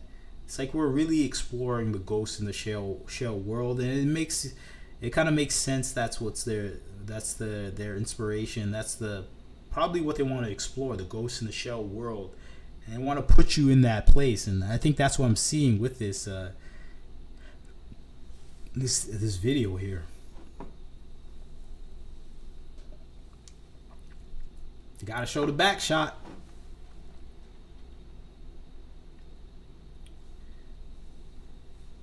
But yeah, I just want to see the world. That's why I'm looking at this. I like the world that they're showing here. It's like, whoa. And they say it's a sequel, so this world is there during the Eve invasion. They still got a Canon camera. They're not using any more advanced digital technology. He's like, nah. It's still the superior technology, a Canon camera.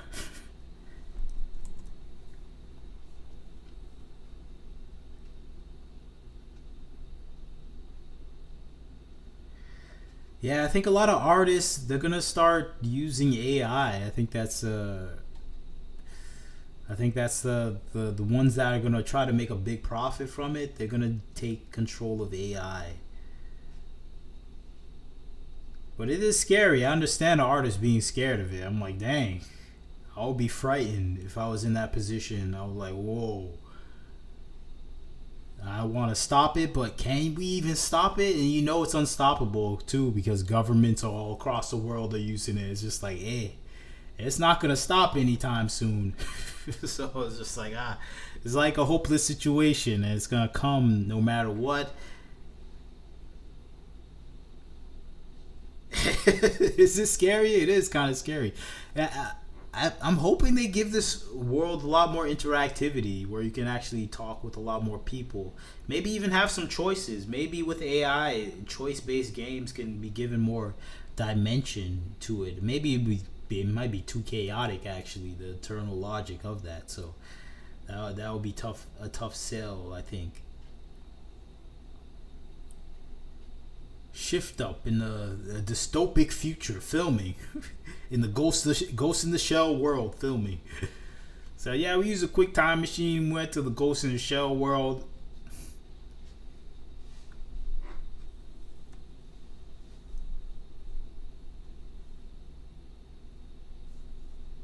I don't know, I just like that seeing the background scenes. I'm like, I always like those shorts showing the background, like Dragon Ball Z background actors, or Naruto background actors preparing to play the live action version of the characters. So I'm always liking seeing the fake backstages of anime live action productions. I think that's the name of that trend. I like that trend. So I'm a sucker for the trend.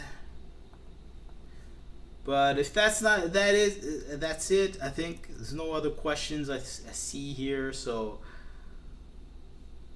could start up a game, but I don't want these streams to be mostly focused on gaming. I think a lot of people are distracted with gaming. I'm telling you, the more I watch it, Ages of Chaos, the more I think it's cute. That's why at first I was like, this is janky. This is not that great. Look at this. This is not pure great AI. Sea Dance is better. That's what I was saying in the first playthrough. But this is the 6th playthrough right now. I'm like, hey, this is cute. I want to see more of her life story.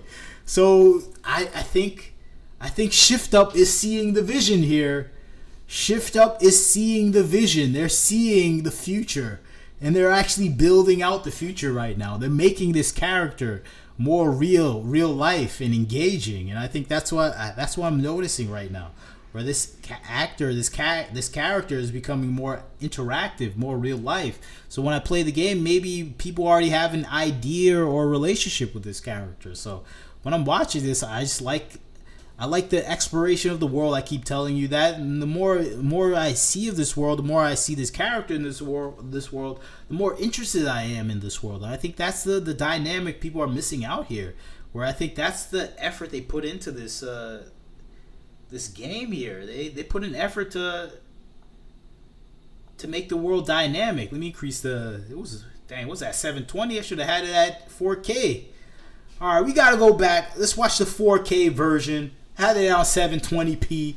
Sorry for disrespecting people's eyes right here, but here's the 4K premiere. I should put the audio. Let's put the audio. Let's see.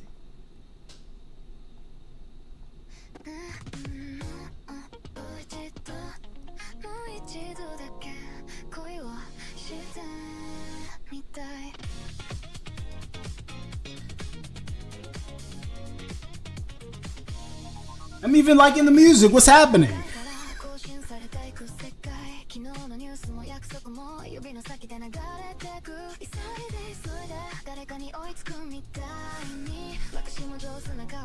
I don't think Shift Up cares, man. Especially Korea. Their entire stock market is based on the AI bubble. All their chip industries, their memory industries, Samsung, SNK. It's the whole industry is wrapped up in AI in Korea. They have no time to care about people's opinions on it right now. Even though this is gonna pop, a lot of people are gonna lose a lot of money in that. That bubble's already popping in Korea. A lot of people losing money. I got my money out of that real quick, but yes, you're correct. They don't realize it. I don't even think they notice people are against AI right now, because everyone is like in a frenzy in Korea over AI. Everyone's taking out loans to invest in AI companies in Korea right now. So it is crazy in Korea with AI. So I don't even think they notice. They're like, huh? Why is America against this? They started this AI stuff. You made the prices go up. You started the AI bubble. You started the circular investment cycle of everyone investing in AI companies at the same time. Throwing money in circles. OpenAI to NVIDIA to SpaceX to Anthropic. Everyone just throwing the same money in a circle. So they're looking at us saying, hey, why don't you like it? You started this.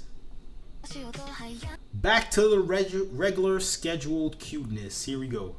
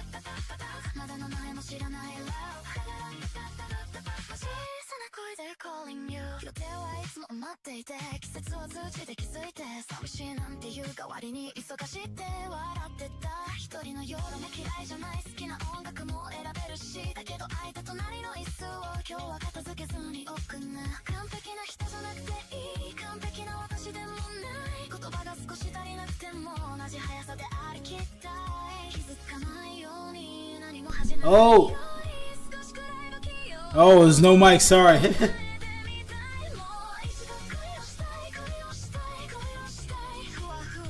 Oh, before I was just checking to see if there was like some leg movement that was janky from AI, but it was okay. The leg movement was okay. Just looking for flaws with AI, but let's go.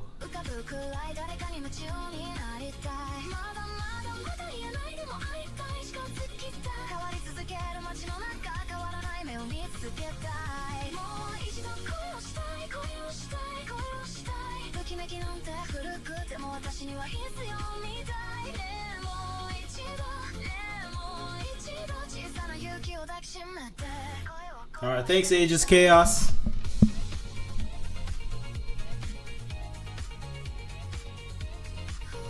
I don't know. I think I'm a fan. I don't know. I'm a fan now. Before I was criticizing, I was like, man, get out of here, this janky AI stuff. What are you trying to do? Is he trying to make some pop idol stuff? That might work in Korea. It's not going to work in America. But I don't know. I might be a fan now. I don't know. The music is okay. It's nothing amazing. But, hey, I like the character.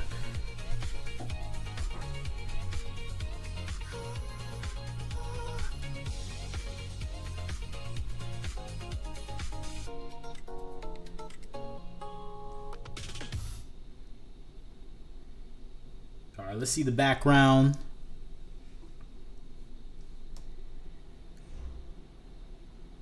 Wanna be in love. Shift Up Studios, brought to you by Coca-Cola.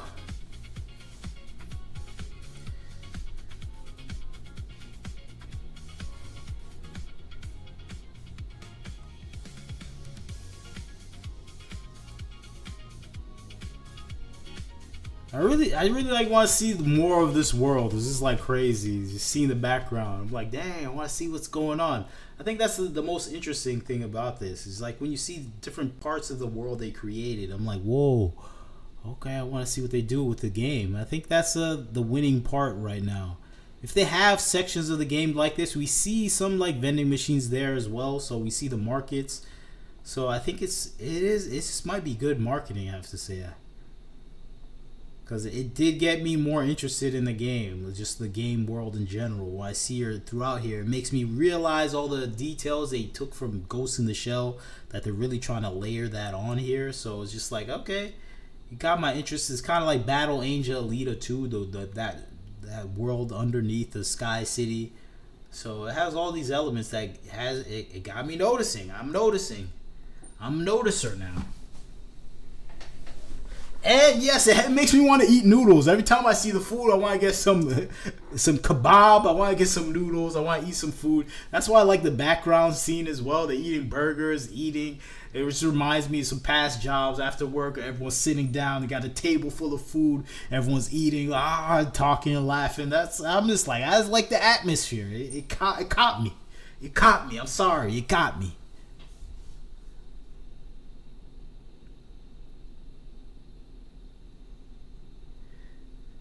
Yeah, she at least has 5 fingers, Evie.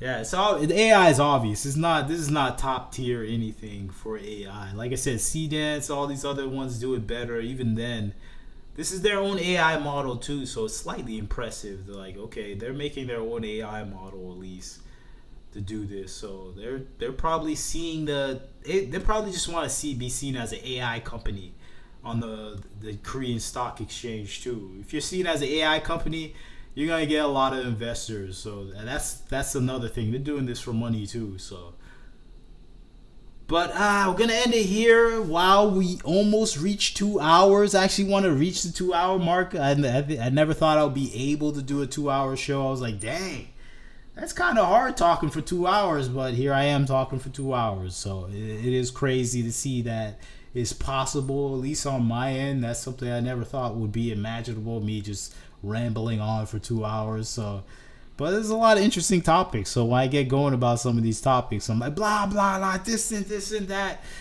I know it doesn't seem that way, but I usually don't ramble on too much in my regular life. So I'm just like, you guys have a good Friday. You guys go out there. If you're interested, go see Spider-Man. Enjoy it.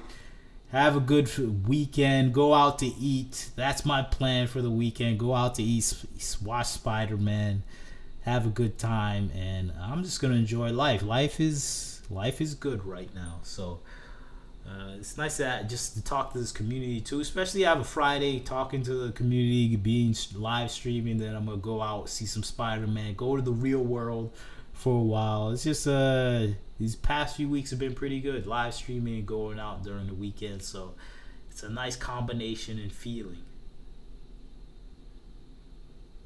Yeah, as long as the industry keeps putting out garbage, I'm gonna have a lot to talk about. So every week I'm like, what am I gonna talk about for 2 hours? And somehow there's a lot to talk about for 2 hours as a single person online. So I'm like, okay, so somehow I'm able to talk this long. So that is interesting. I'm definitely gonna have fun. It's gonna be fun. I'm gonna see you next week. I'm gonna schedule the next week one. It seems Friday is a good time for these. It seems like I get a lot of responses on Friday, so I'm gonna come out with these scheduled on Fridays around, I guess, 7 p.m. Eastern time, which is 4 p.m. Western time, Pacific time. So that is the standard we'll do for now, unless I change anything. But yeah, this has been fun. I've been enjoying these streams. Been enjoying just going over these videos. I'm not about to watch this again. I'm slightly interested. Every time I go through these, I'm like, okay, this looks pretty cool. Nah, I need to control myself. The AI has tricked me finally. Before, I've been looking at a lot of AI content and just like, get out of here. This is the first AI content that made me slightly more interested in the product that they have coming out in the future. I'm slightly more interested in Blood Rain because of it. I'm like, okay, I like what you're doing here. So it is interesting to see that happening, at least for me right now, because I've always been lukewarm on AI. I'm like, okay, if it's good, I'll be okay with it, but most of it hasn't been that great. I think at least the people telling stories with AI haven't been that great or interesting. But I think this is one of the first music videos with AI where it's like, okay, it's not anything amazing. I think it works because it's a video game. If this was like taking like a real world actors, it's like, no, that would be a terrible look. It won't even look that impressive. But I think since this is a digital character already, they already exist as a digital form. So I think it's fine, at least in my mind, where I'm like, okay, it's okay. And plus it's showing off some parts of the world that I think they really are interested in showing off. I think they're using real art here as the background. Maybe it's AI art, but it's they're using some images and they're bringing those images to life through AI, and I see it in every part of this video where I'm like, okay, it still seems like someone cares about what they're making in this world. I think that's the thing with AI. You have to care about the thing that you actually are producing. AI so far is only great for memes, at least for me so far. I think you're right, Agents of Chaos. It's been great for memes so far, but anything else, I'm like, for any story-driven content, I haven't really seen anything that really matches. I've seen like small anime 15-second things here and there, but even then I'm like, it's nothing really. So it's just like hasn't done anything really amazing yet. Yeah, the Elliot Page one, that is hilarious. That is hilarious. The Elliot Page little memes they did with her. So those are the things where I'm like, okay, it works. You have a little meme, a maximum 1 minute, usually 30 seconds. That's gonna work. A story, I haven't seen a story that sold me on AI yet. I know there's like some guy, he's releasing stuff that are story based, but I think Grumpy Goblin or something. But his stories just they don't really hit. They don't really get to me like that. So I'm like, AI hasn't done anything to me yet, but I think this is like the first AI content where I'm like, okay, I'm interested in the world you're producing, since I know it's going to be a video game first, and I think that's the thing that has me excited. So, but that was a long ramble. That was a nice ramble into 2 hours. That's perfect. So I'm going to sign out right now. Thank you guys for joining me. Agents of Chaos, thank you for dropping by. Human User 1, nice to see a new face here.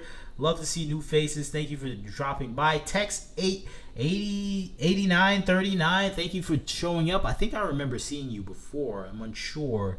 And who else? Defected Doombot came by. Thank you for dropping by. Let me see who else. Lars Smallworld, sorry I didn't see you. Sorry I didn't see you there. I was probably rambling about something, but thank you for dropping by. Love to see these old faces as well. Let's see who else came by. G Jink. Oh yeah, and that's a new face as well. Thank you for dropping by. Thank you for coming by. I like seeing these new people. Alfonso, another new name. Thank you for dropping by. And I'll see you guys next stream, next time. It's Wagner Knows Why.